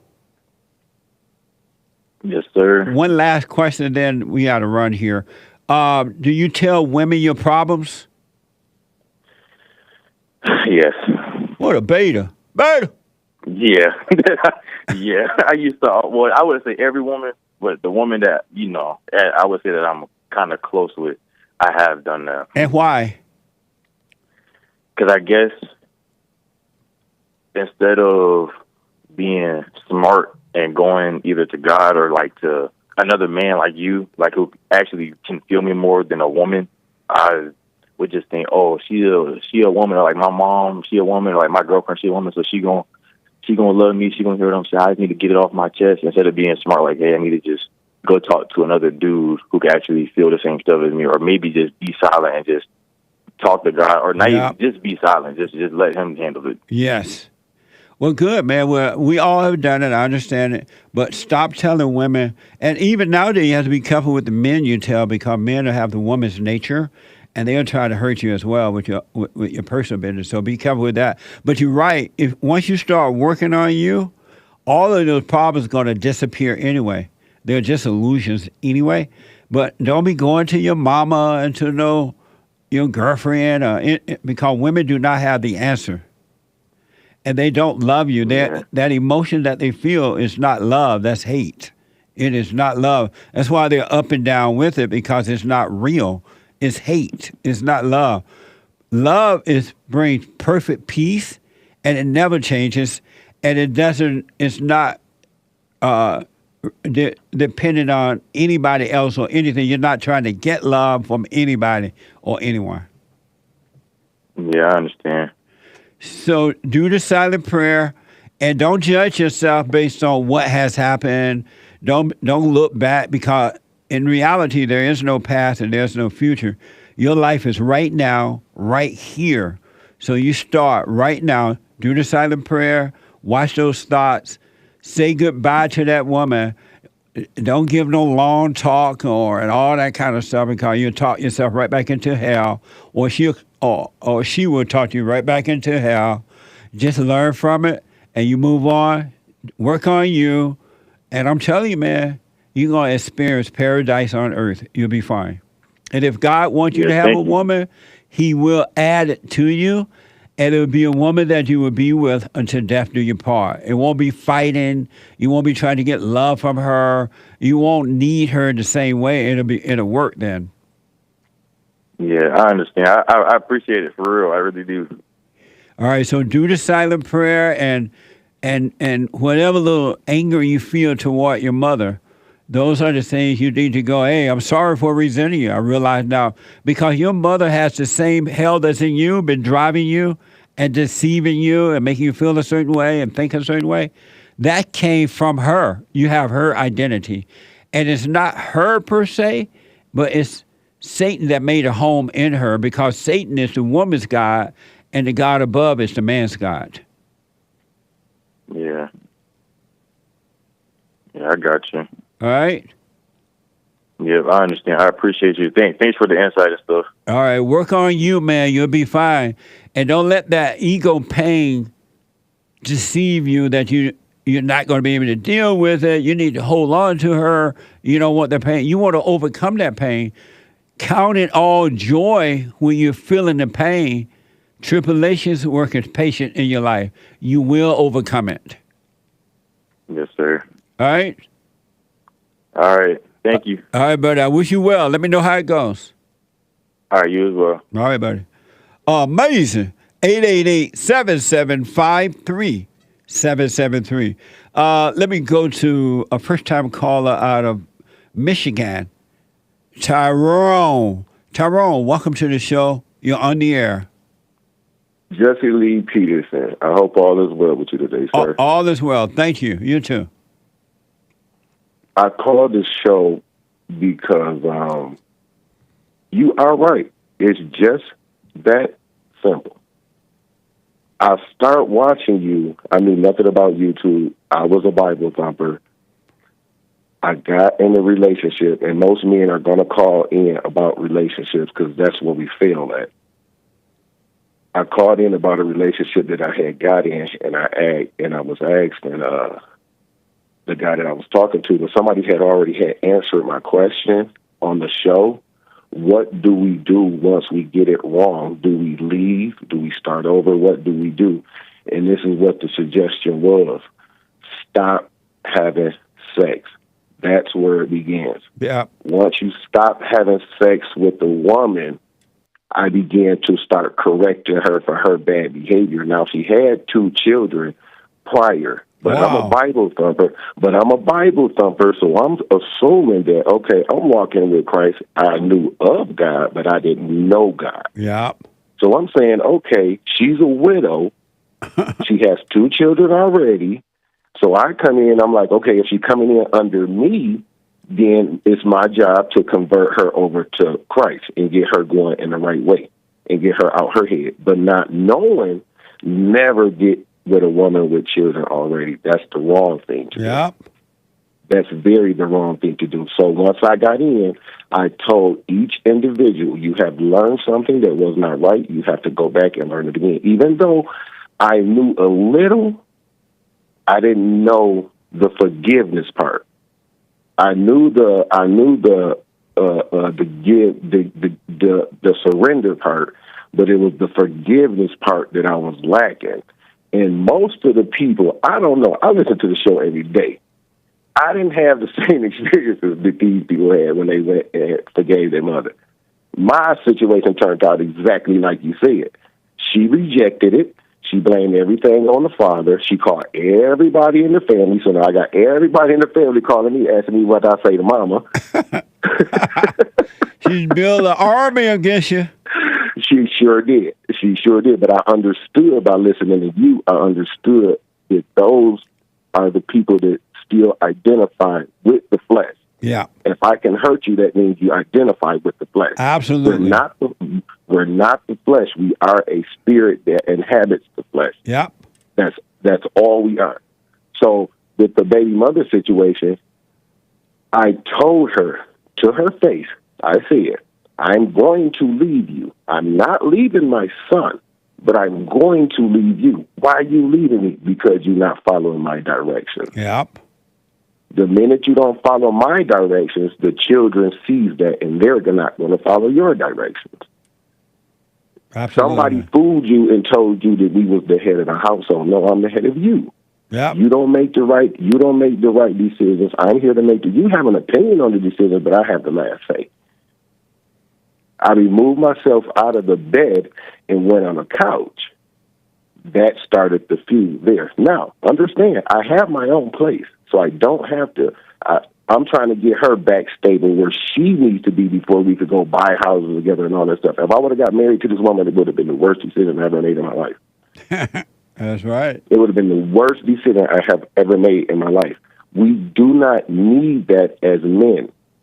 We do not need that as men. He said, and that's why, and this was another thing, I love you. I couldn't stand it. I said, the word says be in love with me and not my creation. So therefore, love don't exist in this world. It only exists in your heart. Amazing. That's the only place. Absolutely, man. That's the only place it can exist. It can't exist nowhere else. We have to, you was right. In my head, once I got out of the head and got into the heart, it flowed like it. I'm not living life. Life is being revealed. You don't live life. Life is being revealed to you. What it is I was one of the ones who didn't have courage. And I always knew in my life that there was other people out here that thought the way that I thought. You and Donald Trump opened up the eyes of a lot of black people in this world as to what has been done to us. Yeah. As what we are doing to ourselves. It's not about nobody else. It's about the fight within yourself. 100%, man. Yeah. You have to overcome yourself in order to overcome anything else first. Then you will be able to see the hell in the other people and not judge them because you already know what it is. Amazing. You already know what it is. So I don't judge them. They will, if you come, this is what you said. You said, love God with all your heart, soul, and might, along with nothing else.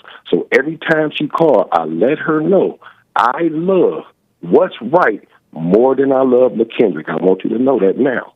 Me and LaKendrick going to have some suffering to do. I'm going to suffer through it so I could overcome it. Yeah, yeah. I left the situation. I came back home. I got myself right. Yes, the 10th was his third birthday. She called me, and she conceded. I cannot do it. I need you to get your son. And I'm right here, ready, willing, and waiting, because he said, I will return the fathers back to the children and the children back to the fathers. And it did not take no 4 and 5 years. It took 3 years for him to say, okay, look, she don't got it. You better prepare yourself to do it. Jesse Lee, I have no idea what I'm doing, but I'm glad to be doing it. Right on, man. Right on. I'm glad to be doing it. I have my son right here, right now with me. He had to suffer living in a car homeless for 2 months before God put it back into her heart. I sent you something that can help you. And like I told her, I'm not here to judge you. I'm here to help you get yourself back in order. Women are out of order. Yeah. They are, and I don't blame them. I blame what conditioned them to be out of order. If you can see it, it's lustful. He told us, be aware of the lustful woman. Every woman, pretty much every woman is a lustful woman now. Amazing. Pretty much all of them is lustful women because you can see it from the outside. They're looking for love, man. They're looking for a father's love. And the guys don't understand that. So there are a lot of guys out there trying to learn how to defeat the woman in the wrong way. They're not trying to return to their natural state so they can be the light of the world and the salt of the earth. And that's what I try to explain to my mother. This is when he reveals it to you, you will see your mother act like a child around her mother. Yes, absolutely, so when he cleared my heart, now I can correct my mother. My other brothers and sisters are afraid to correct her when she shows bad behavior. I'm not afraid to correct her when she shows bad behavior. And that's why I tell them, you have to return back to the Father. Stop judging yourself, because judgment is hate. You can't even judge yourself. That's right. Amazing. You can't even judge yourself. So yes, I have some unrighteous behavior, but it's not sin. They call it sin. They manipulated us. They called it sin. It's unrighteous behavior because this is what he said. Go back and this is where I messed up right here. Go back and forgive, and I will rid you of all your unrighteousness. So I already know that I can't do it. Yes. He said he got to do it. Amazing. You're 100% right. He said, but you have to be right and do right because it's the right thing to do. So the men who, I'm out here doing this, he's not going to return the fathers back to the children or the children back to the fathers if you're not walking in the light. Yeah. Tyrone, I got to run because of the time, man, but thank you. An amazing witness to the truth. Thank you. Can I answer the biblical question? What color was Jesus? I don't believe that nobody here knows the color, so I don't believe that there was a color. Amazing. Because nobody here has seen him, so they can't say what color he is because nobody's seen him. Well, I'll put my little 2 cents in on Sunday, man. Thank you so much. I appreciate you, brother, man. You have a blessed day, man. You too, man. Stay with it. Stay with it. Stay with it. You haven't seen anything yet. Oh, all right. Thank you, brother. All right, man. Amazing. There will come a day when I'll return the children to the fathers and the fathers to the children. And the fathers to the children. Let me go to Wanda. Wanda out of California. Wanda. Hello, Jesse Lee. Hey, welcome to the show, Wanda. Good morning. And yes, to the chat room, I am a woman. She's a lady. Whoa, whoa, whoa. She's a lady. I just have a deep voice. That's right. You smoked? You smoke? I've never smoked in my life. Oh, okay. Nice. So my not even marijuana. So my question to you is, how do you know if you're going to heaven or hell? You don't. Why do you say that? Because you're already in hell. After you die, how do you know if you're going to heaven or hell? By not thinking about it. Leave it as a don't know. Don't think about I'm going to heaven or hell, because if you think about I'm going to heaven, then you're going to end up in hell. You're already in hell. If you think about I'm going to hell, then you're still in hell. Is that unbiblical? I'm sorry? I mean, didn't Jesus come and didn't he say that you had to believe in him in order to go to heaven? He didn't say you have to believe. With the Father? He didn't say you have to believe in him. What did he say? Believe the message that he brought. Okay. You have to believe. Well, then, if you believe the message, then you're not wondering whether or not you're going to heaven or hell, right? you're not thinking about it either way. Because all thoughts are all lies all the time anyway. And when you're not thinking about those things, you're already in heaven. Heaven is right here on earth inside of you. But you do die, and you're going to end up one place or the other, or do you not agree with that? There's only one death, and that is of the ego. There's no physical death, Jesse? That when you leave your body, the body goes back to the earth, but there's no such thing as death. Only one death, and that is the ego. So is this according, well, you don't believe, is this according to you, or is this biblical? It's from God. Only there's once to die and once to live. Once you die of the ego, you shall always live. That I don't get that, because because it seems like you're the one that's saying all these things, and I don't know where you're getting it from. You just like when you tell people, "Are you doing my silent prayer?" You said my silent prayer. So are you putting yourself like a god? Why you ask that? Because you're saying, are you doing your silent prayer and your silent prayer, Jesse Lee's silent prayer, and that will bring you to the peace that you're looking for and connect you with the Father. Why is it yours? You created it? You should stay away from all thoughts, because those are your thoughts. They're not mine. You're listening to the devil. And I'm listening to the devil. Yeah. And he's telling you what I'm thinking, and that's not what I'm thinking at all. And you believe it, and now you're living by that because you're in hell. He's not telling me what you're thinking. Yeah. I'm saying what you said. Right, but that's not. But I have to communicate, right? But that's not what I'm thinking. But how do I know I'm not in your head? So then, why do you need to know? I asked you a simple question. But why do you need to know that? Say, because I want to know. Like you. Why? Tell me why. All kinds of questions. Why do you need to know if I forgave my mother? You ask that to everybody. I don't need to know that. But why do you ask it? For them to. Those who are seeking to return to the Father, it's for them to know, not for me to know. Why do you keep asking over and over? I just answered that question. Yeah, but that's what I'm saying. When somebody answers you, unless they answer what you want, you will keep asking them. They answer the question, but if it's not what you want to hear, you keep asking it. It's not what I want to hear. What is it then? I just told you. But let me ask. You have never read in the Word that there's only one death, one time to die and then to live? I've read that the only way to heaven. That's not the question. To the Father.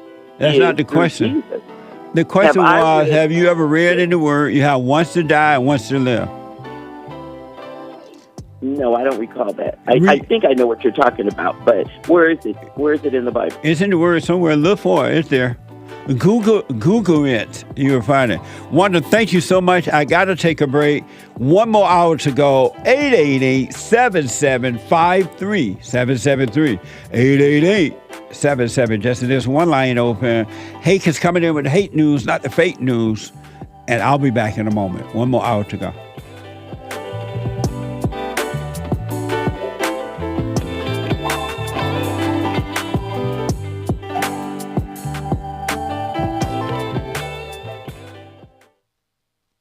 You can't run from evil within yourself or outside of self. You got to deal with it. And you need good in order to deal with evil. And God is good.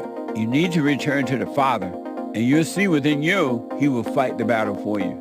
And he will fight it without, because he will show you how to deal with it. And you will have no fear. Love God with all your heart, all your soul, all your might, along with nothing else. Nothing else means yourself, your children, your wife, your things, your ego, your reputation, and all that. You can't care about any of that. The children of anger will use it to control you. But if you love God, he will renew your mind and none of those things will be before him. And so when they go after you, oh, well, you may take my body, you may take my things, but you're not going to take my soul.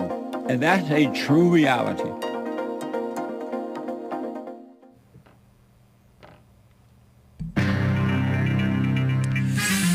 Fox News. Backstabbers are speaking out or blogging out in a joint statement. And oil reserve depletion. They're going to bring it back. They'll get it back. They'll get it back. Raphael. And happy National French Fry Day. Elon Musk made an AI company, and Globo, Homo, NATO's pushing their mess, and the ESPYs are evil as always. This is the end of hour 2 of the Jesse Lee Peterson Show. It is Bible Thumper Thursday, July 13th, 2023 AD. Stay tuned for hour 3. Last hour with JLP is coming right up. Back to your calls and more great stories and fun segments. And there is one line open. You can get on air. You can get in to wait in line to get on air. But first, Hake news, not fake news. After the Jesse Lee Peterson Show, thehakereport.com. And then at noon Pacific time today, American Anchor Baby. Check them out on YouTube and on Rumble.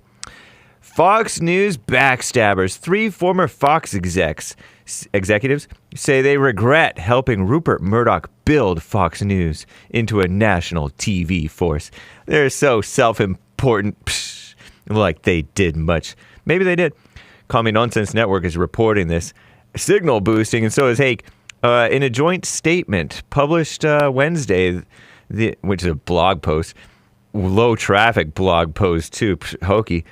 Preston Padden, Ken Solomon, not a Christian, and Bill Rayner slammed Fox as a disinformation machine. By the way, Preston Padden is anti-Second Amendment, seemingly, if you go by his Twitter profile, and anti-Trump.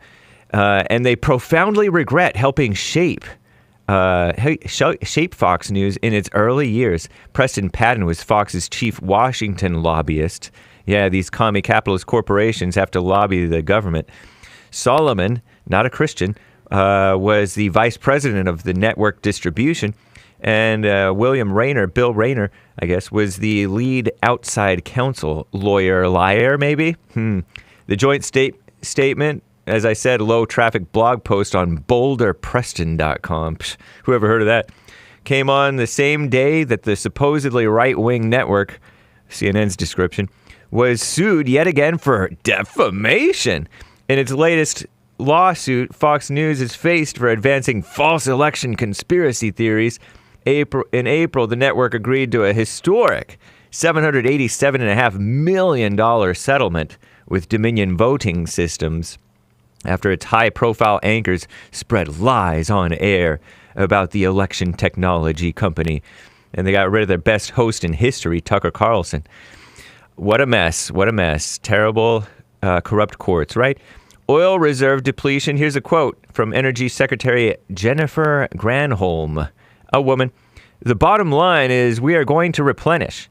She told Call Me Nonsense that the Sleepy Joe Biden administration will refill the depleted Strategic Petroleum Reserve, the facility holding the nation's largest supply of emergency crude oil.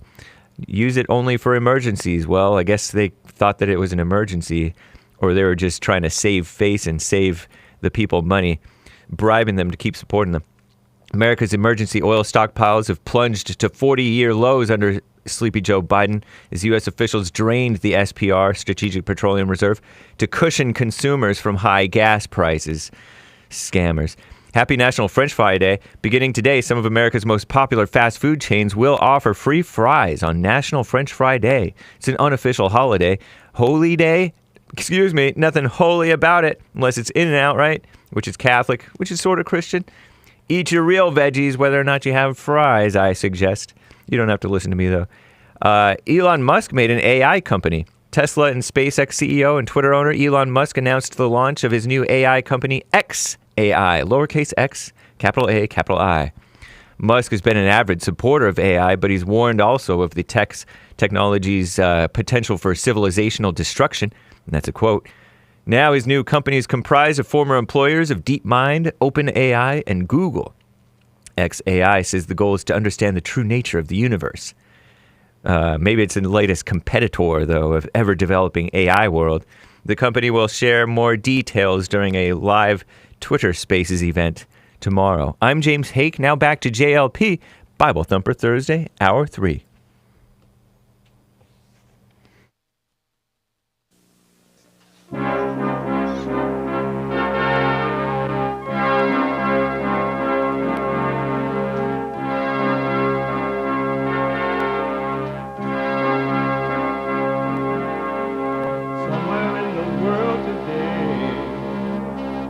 Got to stand up strong, face the truth about themselves, to understand what went wrong. I know we can find a way. I know we can find a way. I know we can find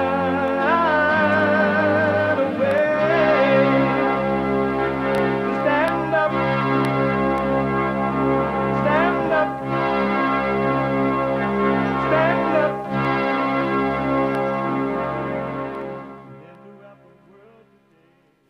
Uniting the races with truth instead of dividing them with lies. We're also rebuilding the family by rebuilding the man. I am Jesse Lee Peterson. Welcome to the third hour of the show today. You can get involved by calling 888-7753-773, 888-77-JESSE. Jesse, Jesse. My biblical question for this week: what color was Jesus? What color was Jesus? That's the biblical question. Amazing. We have every way that you can watch and support the show listed on JesseLeePeterson.com/show. JesseLeePeterson.com/show. And don't forget, anywhere in the world, no matter who you are and what you're doing, you can listen to the show on your iPhone or iPad. If you're not able to sit and watch it live, you can podcast, of course. But you can call 641-793-1500. That's 641-793-1500. And listen on your iPhone, iPad, so you can podcast later. Also, don't forget to follow us on JLP Talk on Twitter and Jesse Lee Peterson on Instagram. Hit the like button, ring the bell, subscribe, and all those good things. That's amazing. It's Thursday, the last hour of the show for today. It is Bible Thumper Thursday. I know I'm supposed to go to my seat now, but my mama's a 10-year cancer survivor, and she's standing right there. Wave your hand, mama. 34 treatments of radiation. You can't tell me what God wants. Somebody beside you don't understand your praise, but I want you to grab somebody around you that don't mind dancing, and I want you to hit the floor right now. Jesus saw Zacchaeus and he levels the playing field. Jesus institutes an affirmative action program. And on a weekend when our Supreme Court has taken the biggest strike at the freedoms of black and brown people around the world. Don't y'all let mama dance by herself. I became so appreciative of my mother. Oh, man. The preachers praying for affirmative action and reparation and dancing over mama. Tell me that's not evil. Y'all better start thinking for yourself, become an individual. Don't be afraid to stand alone.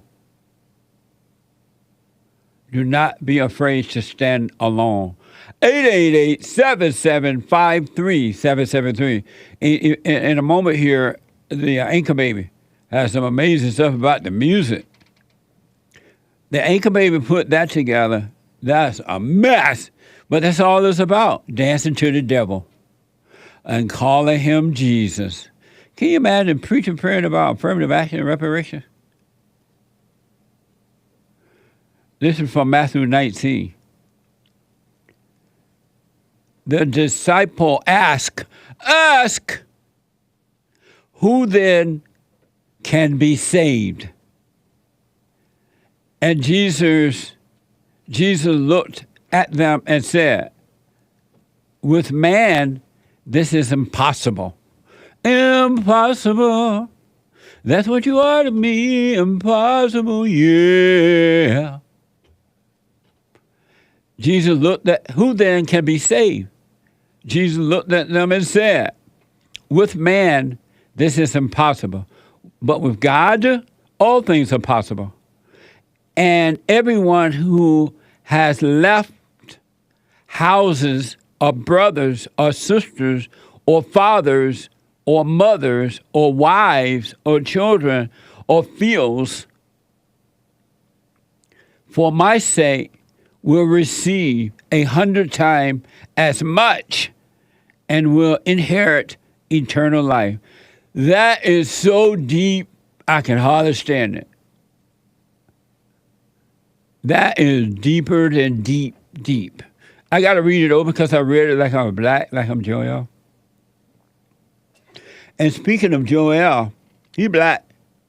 I want you to make a note of those, especially those who are coming from out of town. On July 23rd, Sunday, July 23rd. There is a Sunday, July 23rd, right? I'm checking right now. Right.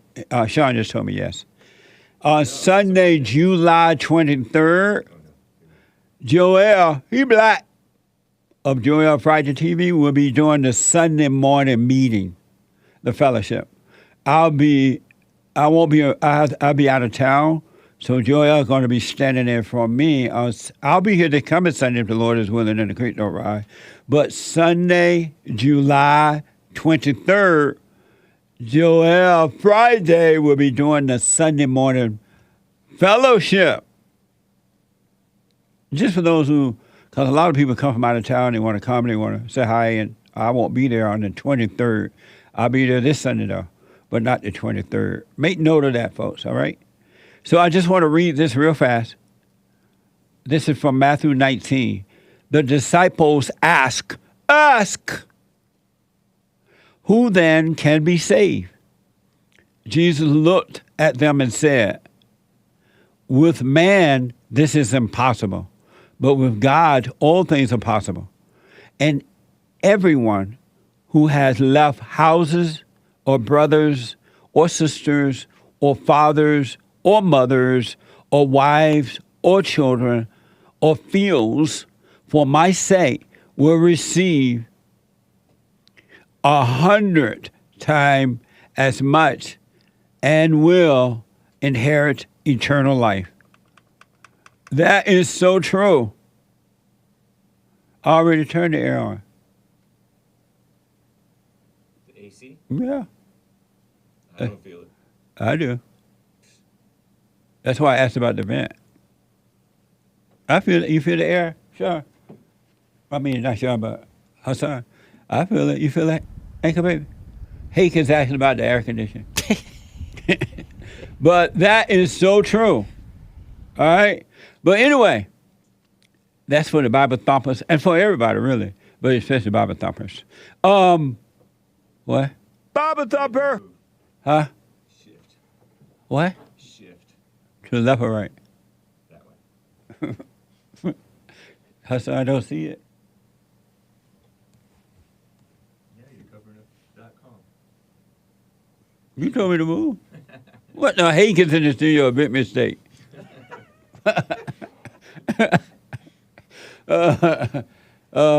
Big mistake. So, Hake, and then I get back to your calls, folks. Hake. Yes. I saw that you received the Flat Earth Award, right? I did. The Flat Earth Award. Congratulations. Yeah, I'm an honorary member of the Flat Earth Society. Nice. And what is that exactly? For those who don't know. That is people who believe in or at least promote the flat earth idea, notion. Oh. And I promote it by saying that the earth is clearly a ball and pointing at the flat horizon, which proves ball. every week that I go to the beach and record it. Oh, you do? Yeah. And so I argue with the flat earthers. And so do you believe the earth is flat or round? Round. Do they know that? Yes. And they still made you honorary member? What the? That's like putting that black woman on the Supreme Court. And she was so dumb, she didn't even know what a woman was. Whoa. And so I'm so dumb I don't know the earth is, I happen to know that the earth is a ball?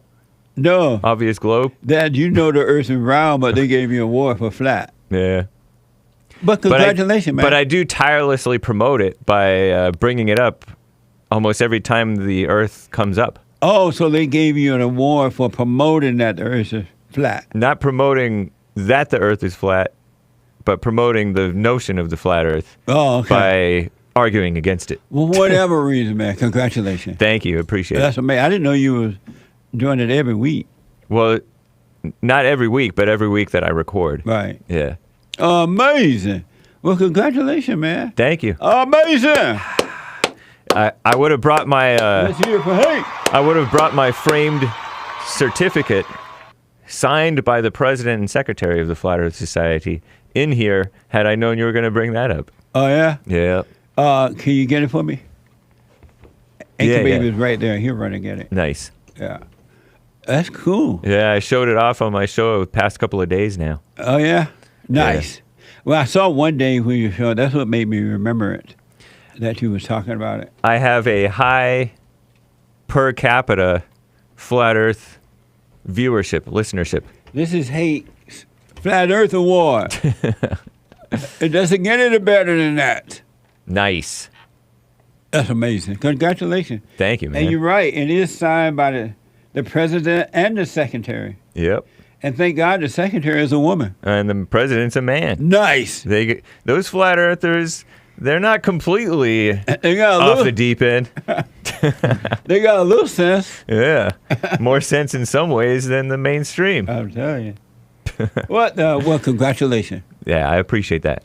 And one other thing I want to do is the Anchor Baby is here. And this is Bible Thumper Thursday. And we're talking about how people who are into emotions, thoughts and emotions are evil. And their hearts have not been changed. And you must be born of the Spirit of the Father. And so the Anchor Baby gave me something called, let me see what it calls so I can be correct. What is soaking music? And so the Anchor Baby is here, and he's the host of the Anchor Baby Show Monday through Friday at 12 noon, Monday through Thursdays, and then on Fridays, 4 p.m.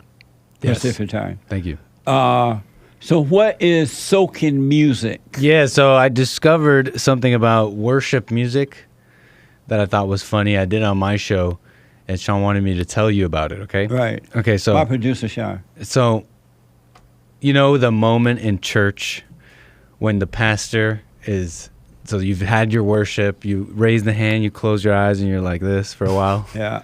And or maybe you're going off. Maybe you're going off on a praise break. But there's a moment when the music kind of comes down a bit, and he talks to you. And the music's still going behind him. He's like, I'm talking to you. Make today the day. You know what I'm talking about? Yeah. That moment? Yeah. Well, while he's doing that... I'm having flashback as you mentioned it. Well, while he's doing that, the church musicians are communicating with each other using a language, because they're playing the music.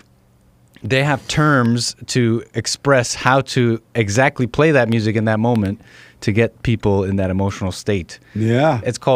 They call it soaking or flowing, okay, when you're flowing. So you can imagine while the pastor's being all deep about spiritual things, the musicians in the back are going like, okay, now flow in the key of F. Yeah, flow, swell.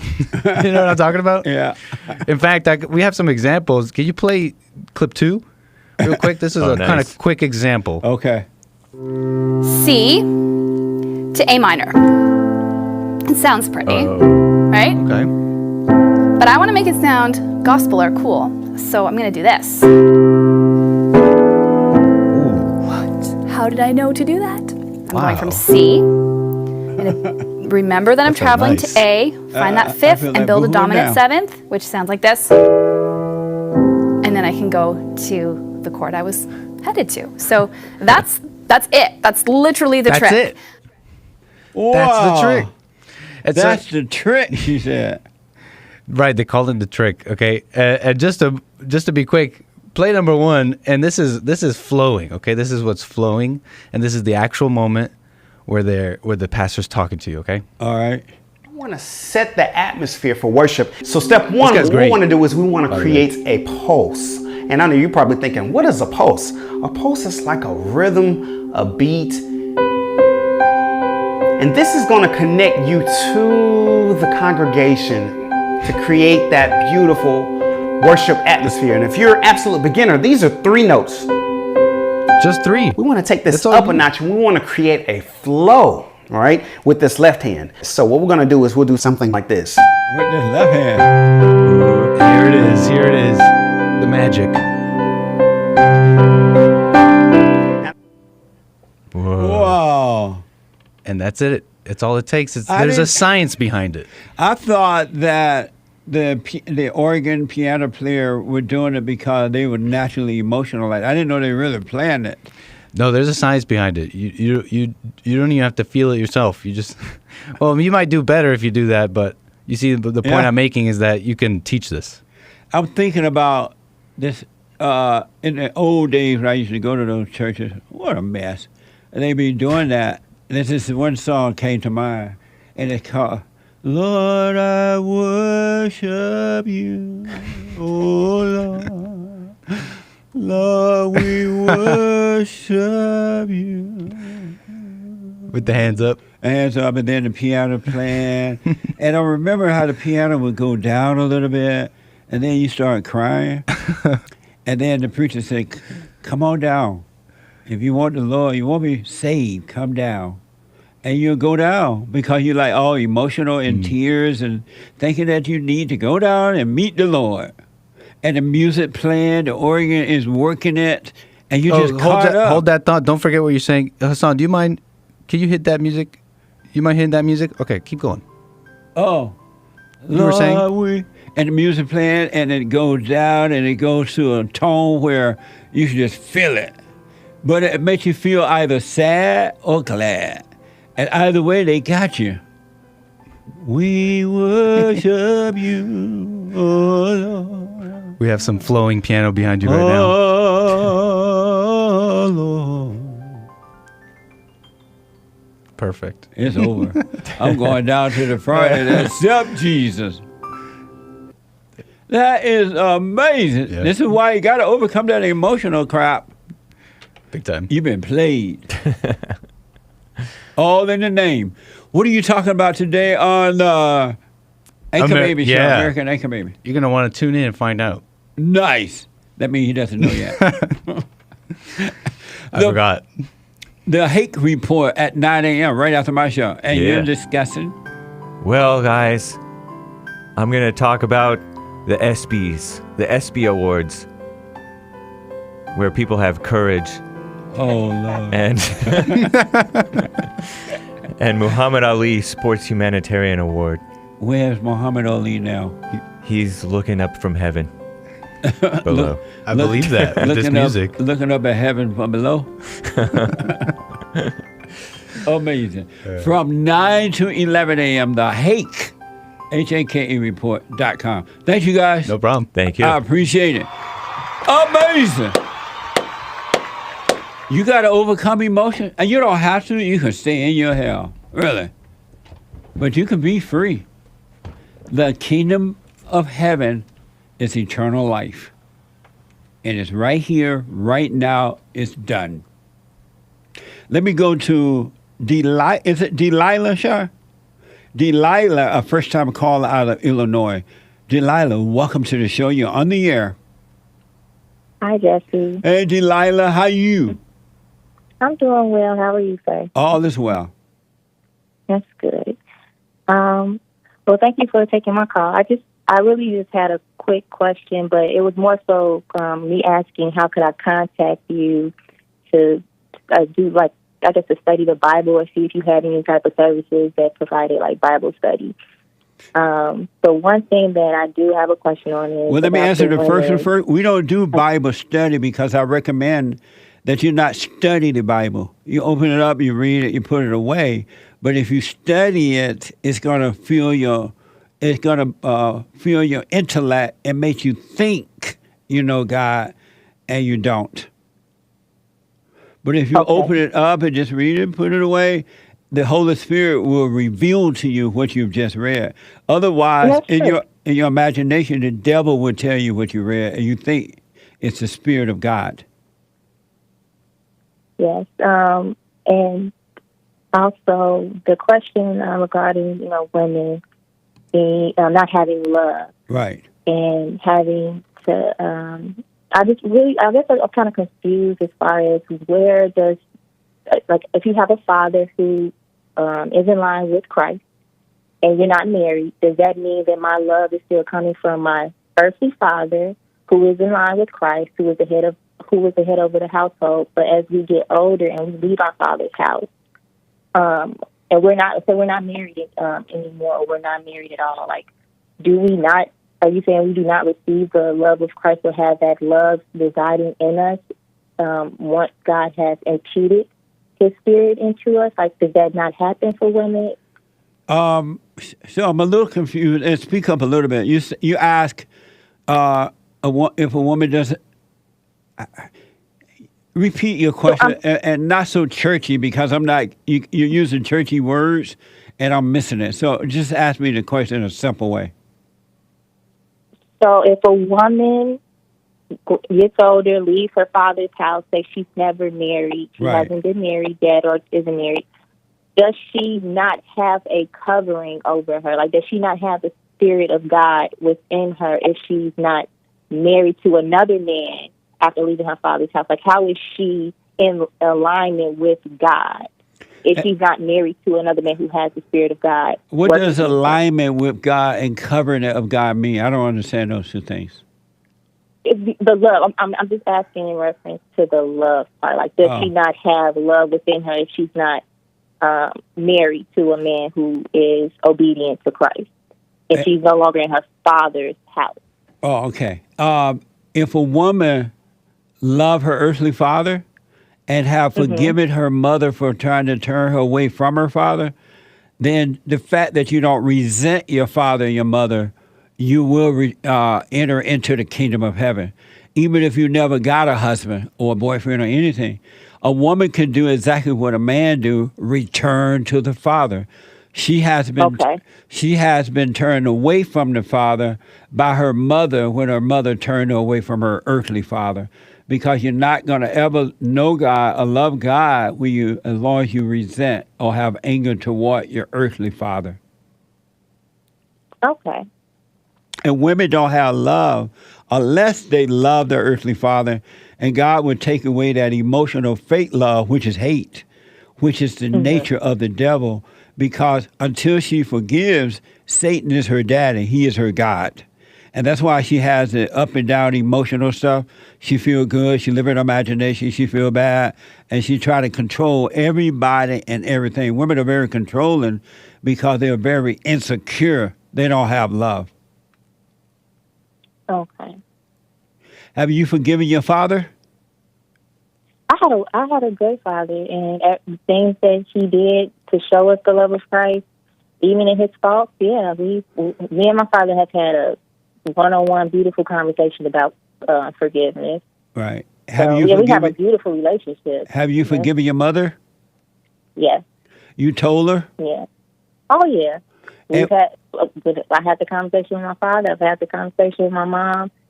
And we have a very, very good relationship. And when you went to your mother, what did you say to her?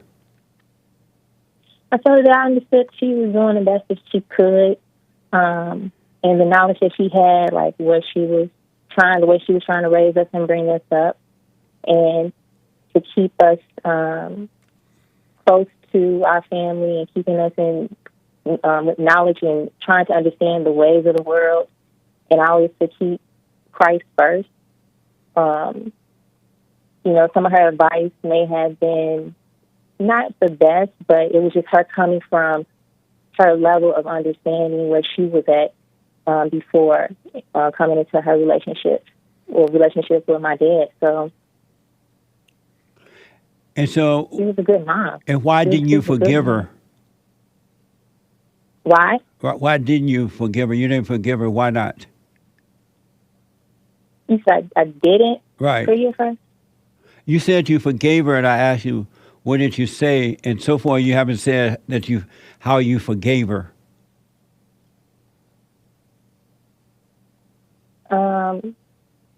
Well, I did forgive her for certain things that she did, or the advice that she may have given me. One thing she did say, I remember this, was that in high school, for me not to depend on a man. And I took that as, as the gold standard, which is to not to depend on any other human being to just take care of me and my financial needs like that.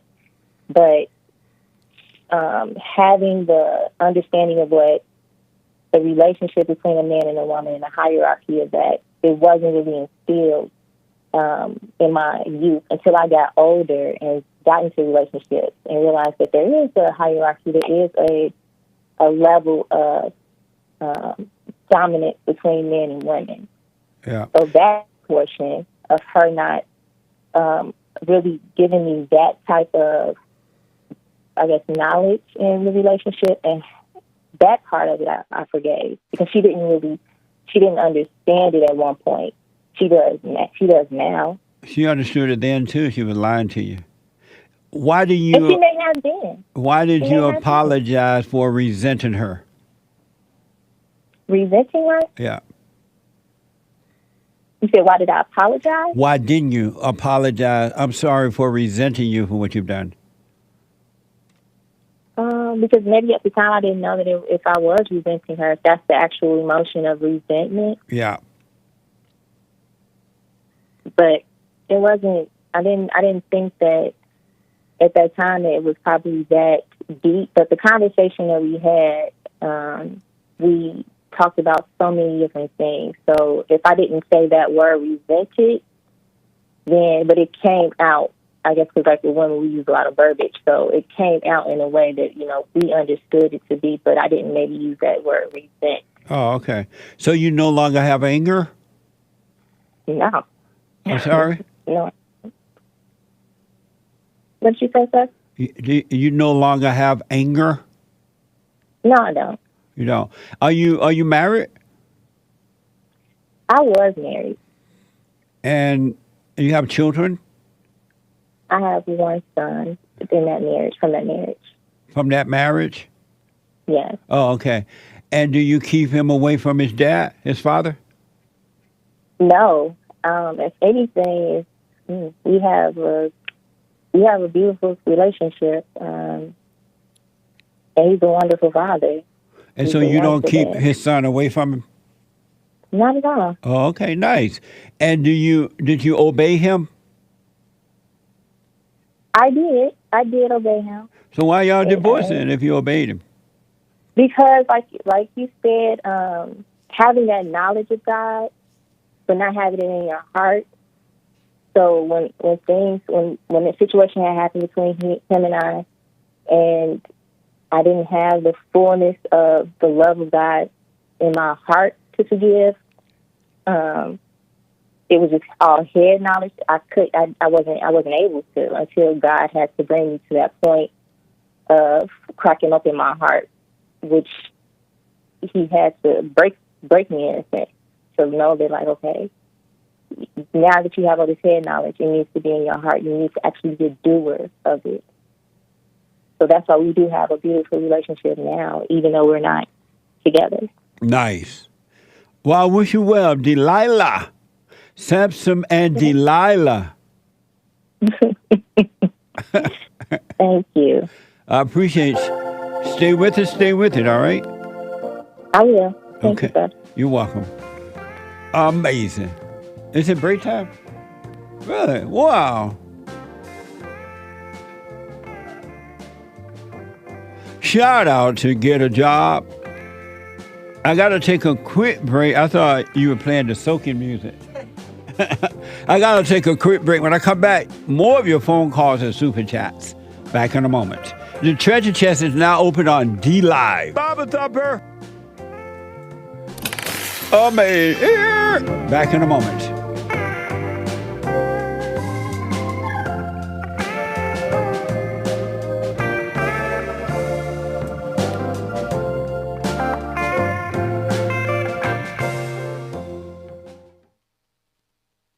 I noticed after a while that when these guys overcome their anger, they have amazing ideas about starting a business, but because they've been told that if you don't get a loan from the bank, or if you don't have a 5-year plan, or if you don't do this, and it's just simply not true, it's the first step. With faith, then all things are possible. So, but the most important thing is to return to the Father. That yearning that you have, that emptiness, that void, is not for more stuff. It's not for more friends. It is a return to the Father, because there's no way you can return to God and be angry at your earthly father. So thank you all so much, right? People around the world donated to Bond at rebuildingtheman.com, or they call 800-411-2663, and we're still committed to pointing the right way for men and women to return to the Father.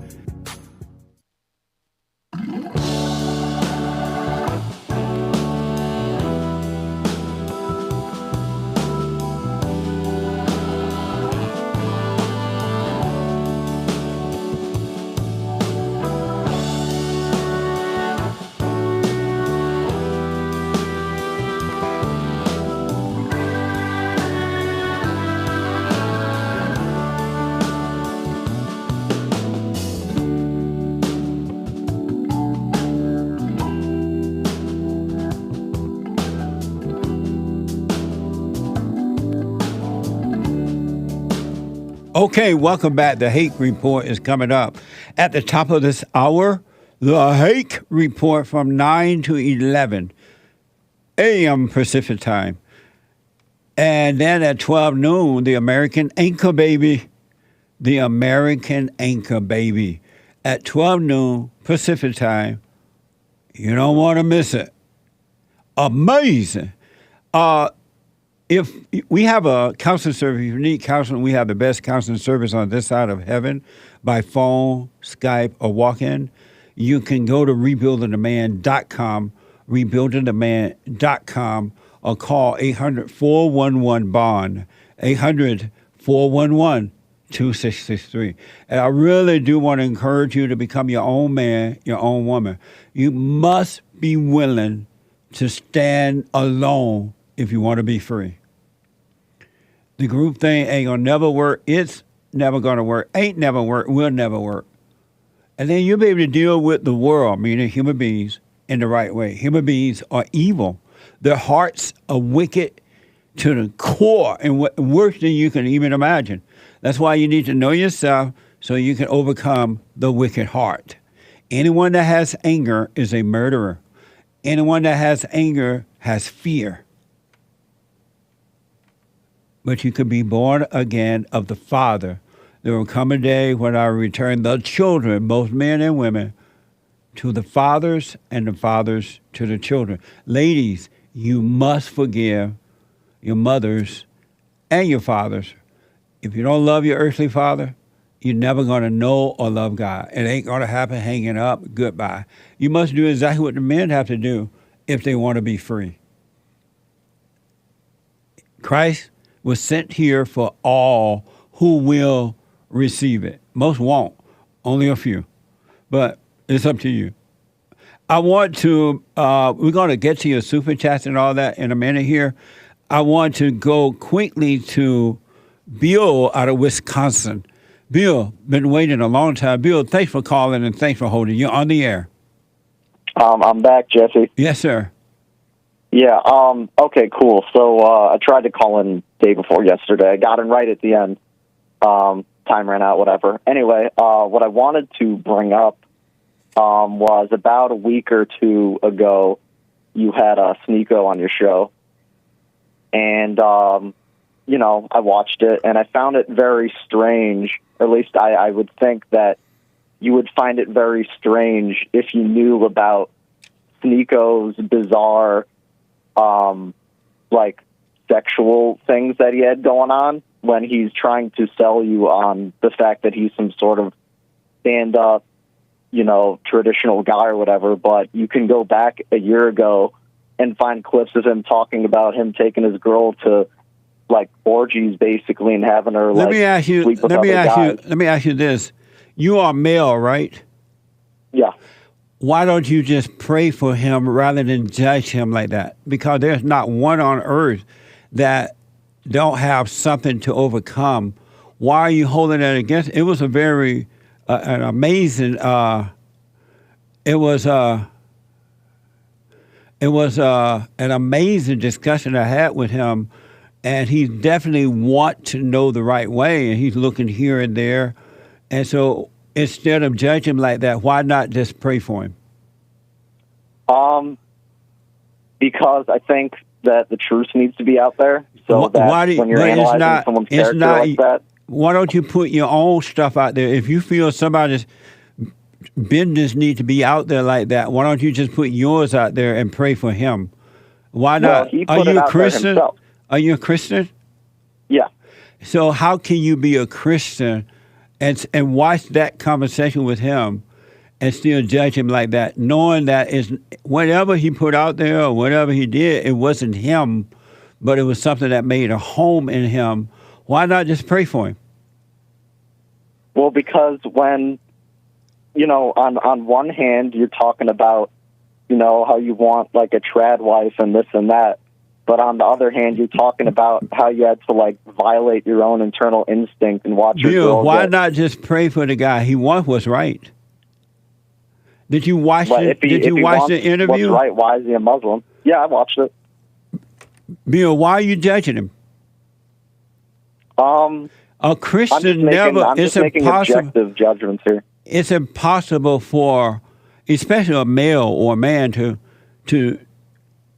judge his fellow man or woman in that way. Men lead; they don't judge. And if you were a true Christian, you would know that whatever he has gone through, or maybe even going through now, that is not him, but due to the anger that's in the heart, the devil is working through him. And you would pray for him and not knock him. But the fact is, all right, but I gotta run. That's what the problem is, folks. Men don't have love. Every human being, every man, woman, and child, boy and girl born through the woman are born into hell, and you have a choice to stay in your hell or overcome it. And I believe, I don't know the guy Sneako. I enjoyed talking to him though. I believe he's looking for what is right. That's why he's a Christian and a Muslim or Catholic, whatever it says. They're Muslim. He's looking for what is right. And this is why you should never put your personal business out there, because human hearts are evil. And they won't look at themselves, but they'll judge you. Evil, the devil loves judging other people.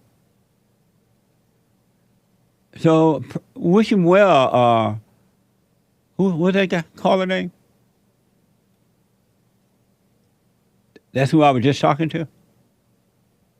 Wish him well, Bill. Men pray for other people. They don't ridicule. And the devil hides under religion. His spirit hid in religion.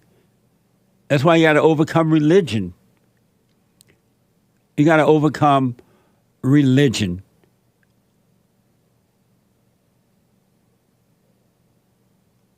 Amazing, huh? Colton is the first time called out of North Carolina. Let's see here.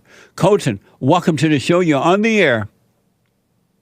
Hi, thanks for having me. First time caller, new listener. Just recently started following your content. I just wanted to ask a few questions. Okay. In regards to life choices. So I recently had a child out of wedlock, and I know your stance and how you're against it.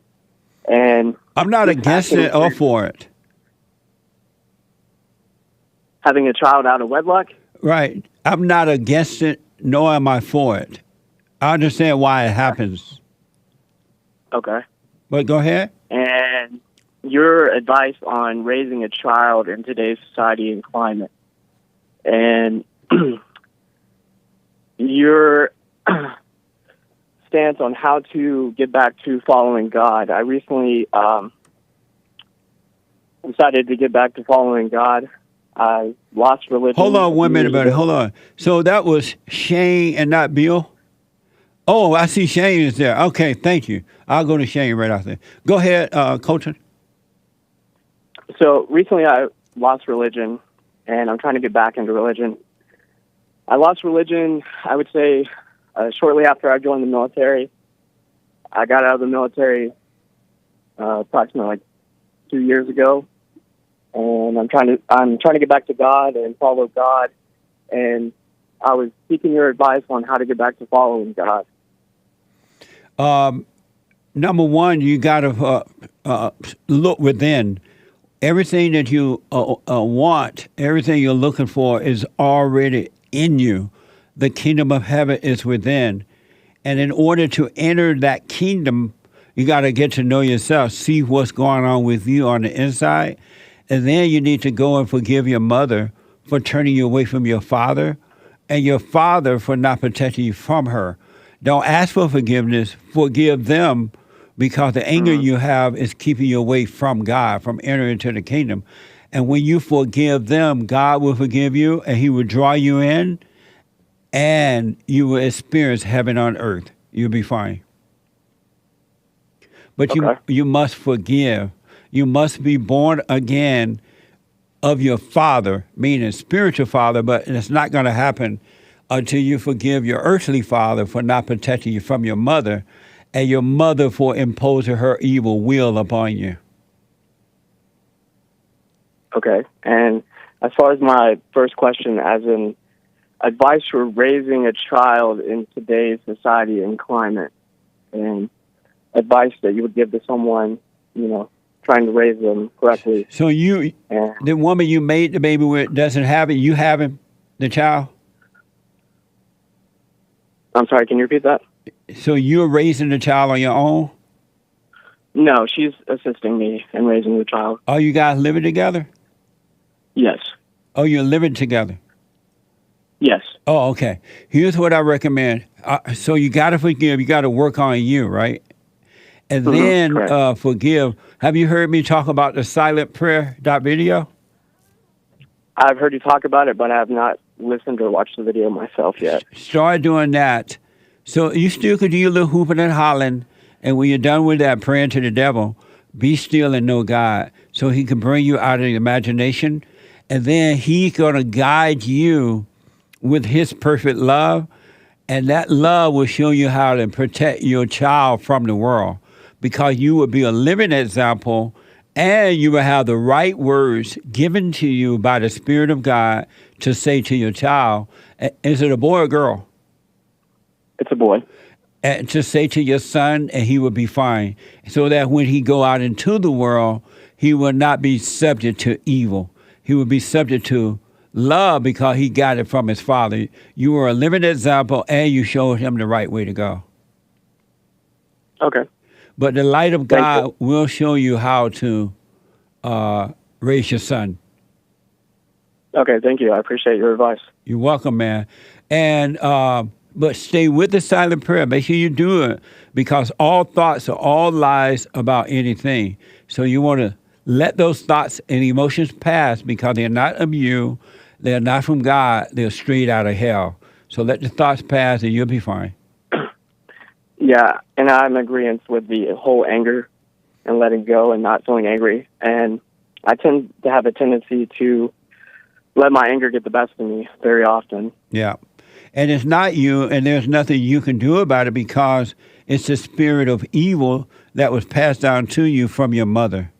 It wasn't you. It's not you. So stop identifying with it as you or yours. It's not you. And that's why when you forgive, the light will enter in and destroy the darkness, which is the anger. Okay. Thank you. I appreciate it. All right, buddy. Let me know how it goes. Will do. Okay, take care now. You too. Bye. Bye. 888-7753-773. Shane, out of Tennessee. Shane, thanks for calling. Thanks for calling back. You're on the air. Of course. Okay.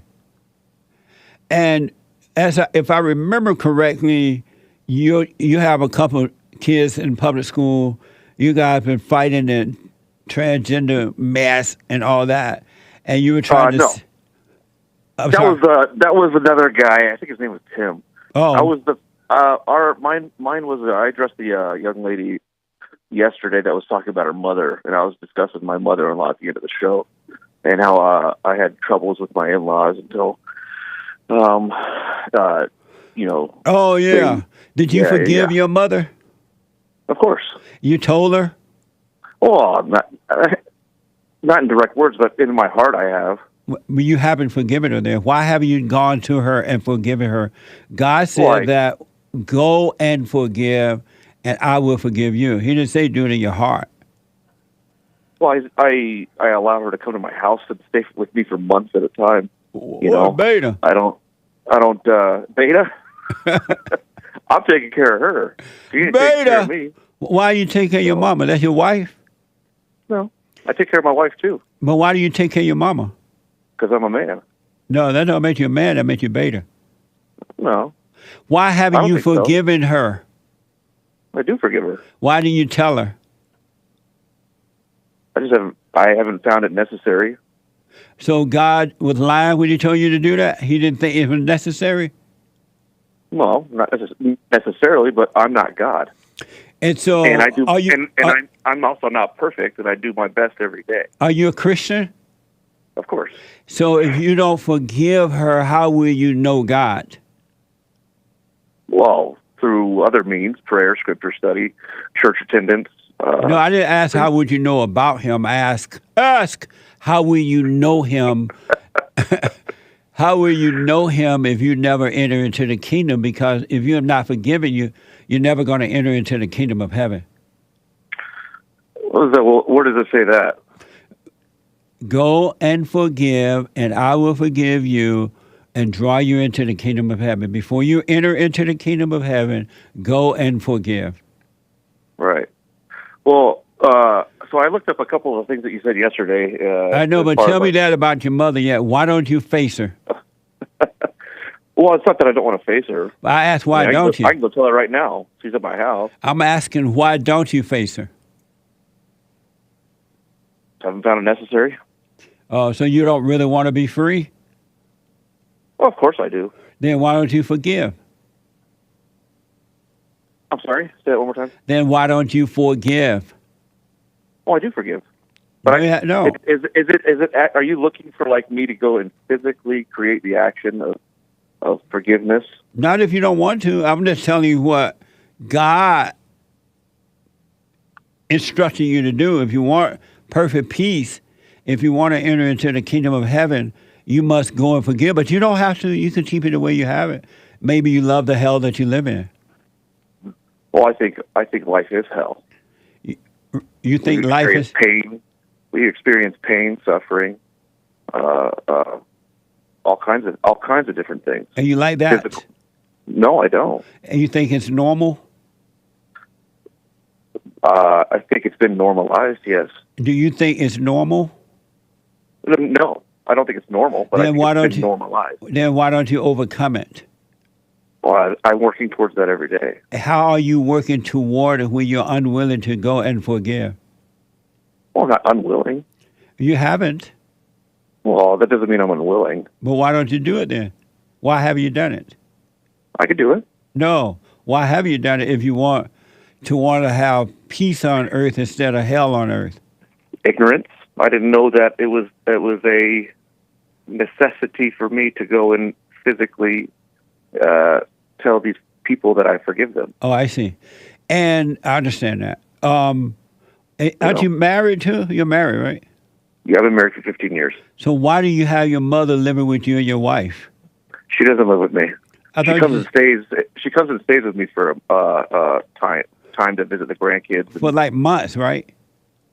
Yeah. Well, both my parents, they're retired. And so, you said they come there for months, right? Yeah, sure. Mm-hmm. Both your father and your mother? Yeah, at the same time. Who come the most, your mother or your father? Both. And why do you allow it? So I could see them. So they could see my grandkids. So they could see their grandkids, so they can, Amazing. And your wife is happy with that? Sure. Okay. They help her with the kids. Amazing. Okay. Well, listen, I'm not trying to force you not to go. To go and forgive. Don't do it if you don't want to do it. And I'm just telling you the way to point in the right way to you. But if you don't want it, man, I totally understand it. Stay there and keep it the way you got it.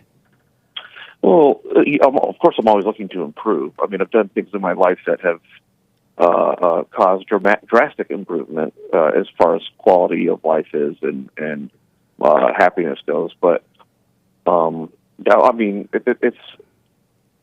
it's the implication that there's something that she's done that I need to forgive her for, and I think that can be sometimes offensive to other people. And I'm not worried about offending certain people, but I just don't want to create a environment of contention that's unheavenly. So you don't love her? Of course I do. If you love her, you wouldn't be thinking that way. Well, I just know how my mother is. How is she? She is broken. And so how will she ever be not broken if you don't point her in the right way by forgiving her? God, I do it. I try every day. You try what? Try to point her in the right direction. But you can't. You don't know the way yourself. My father tries to point her in the right direction. It's very difficult because she's not willing to accept that change. So then why you let her bring that hell into your home? I wouldn't necessarily call it a hell. She's not facing, heaven. But it's her battle to fight. Not But she's mine. going to destroy your wife and your children as she has destroyed you and your father. I don't think that's the case. You can't stop her. Your father can't stop her. What's to stop her? Both of you are afraid of her. I'm not afraid of her. If Not you at all. were not afraid of her, you would go and forgive her. But you don't want to cause contention. Right. But that means that you're scared of your mama. No. Yes, it does. No. Then why aren't you willing to face the hell that's in her? I think it's not that I'm afraid of my mother. It's that I'm afraid that I don't know what I'm afraid of. You're afraid of the hell that's in your mother. You don't know how to deal with it. And even your father can't deal with it. He won't deal with it either. No, it's because the hell that is within her is very deep rooted. All hell is deep rooted. Every human being that has anger has deep rooted hell, and they are evil. Well, I wouldn't say that she's evil. Hell is not evil? Well, hell is evil, but just because it's in the person doesn't mean that they are hell, that they are evil. Well, if you know Everybody that, faces demons. So is hell good? No. So if you know that hell is evil, why don't you go and face it? Well, okay, I will. No, that was a question. Why don't I go and face it? Well, I understand that it was a question, but I figure it as a retort. But why don't I face the evil? Ask your father. I want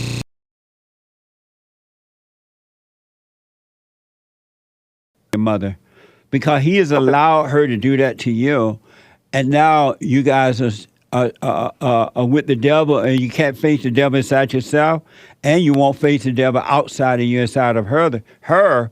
And what you don't know is that your kids are going to be screwed up too.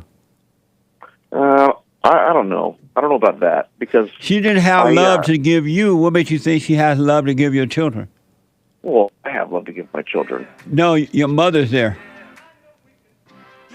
Well, I can go and I can profess all these things and face the devil within her, but ultimately, if she doesn't want to change, then where do I go? You'll be free. You'll see what to do next. She doesn't have to change, but you'll see how to deal with her in a perfect way, and you would not allow her to destroy your children, as she's already doing. Well, yeah, I mean, that's not unfair to say. And you and your father standing back and allowing this woman to do exactly to your children what she's done to you. May God have mercy upon your children. Well, that's why I face these things with my children. I explain. And you'd rather do that than to keep your mother away from them. I'm sorry? And you'd rather do that, take the cowardly way out, than to face your mother and keep her away from your children. I think it would be evil for me to keep my mother away from anyone. Why is it evil to keep evil away from your children? Because it's not her fault. Yeah, it's not the fault. Right, it's not her fault, but you're not doing anything to stop it. Shane, I gotta run, man. Call me again. I gotta go. I'm so sorry.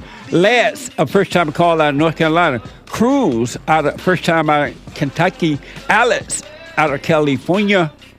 And Dimitri, out of Indiana. I'm out of time. The Hake Report coming up now. Turn it down a little bit. Become your own man, your own woman. I'll be back tomorrow, the Lord is willing, and the creek will rise. Open Line Friday.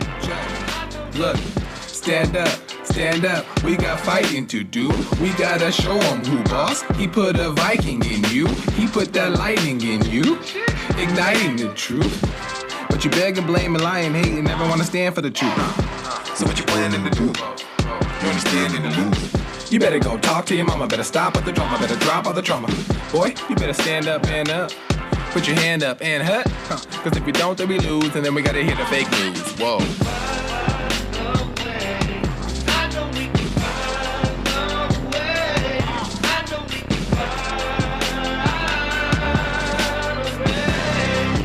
Know that so you get something went wrong, but face the truth about yourself and just seek first God's kingdom, cause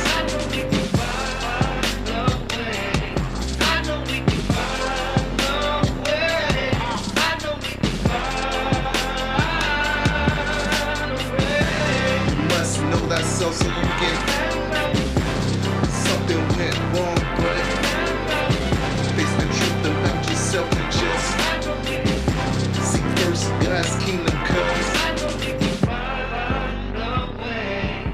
I know we can find a way.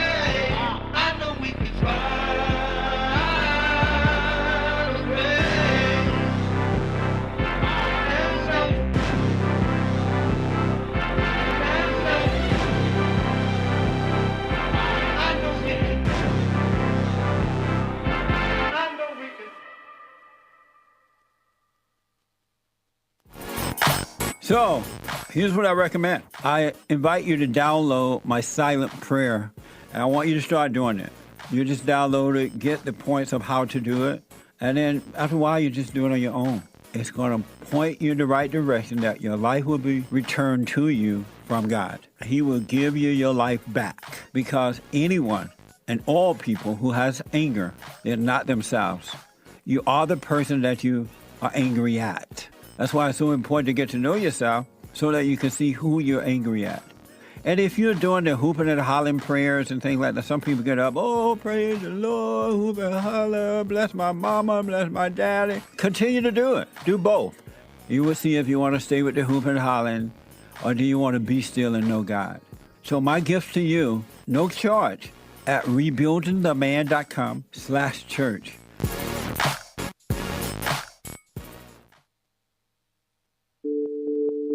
Like my cousin sent me you, and I thank him for that. It was more of a, he thinks the whole everything's a joke. That just adds a little spice to it. But in the heart of what you're saying, there is real things going on. And people want to overlook that. And I'm telling you, Mr. Peterson, I'm not one of those people. And I thank God that, he showed you to me. And sometimes we just need some Jesse in our lives, I guess.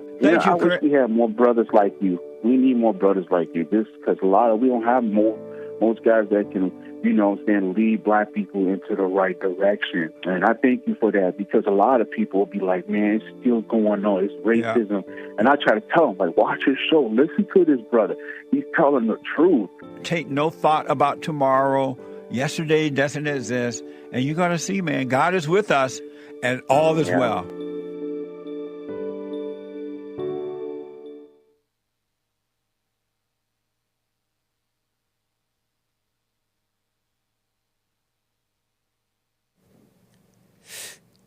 Did you notice the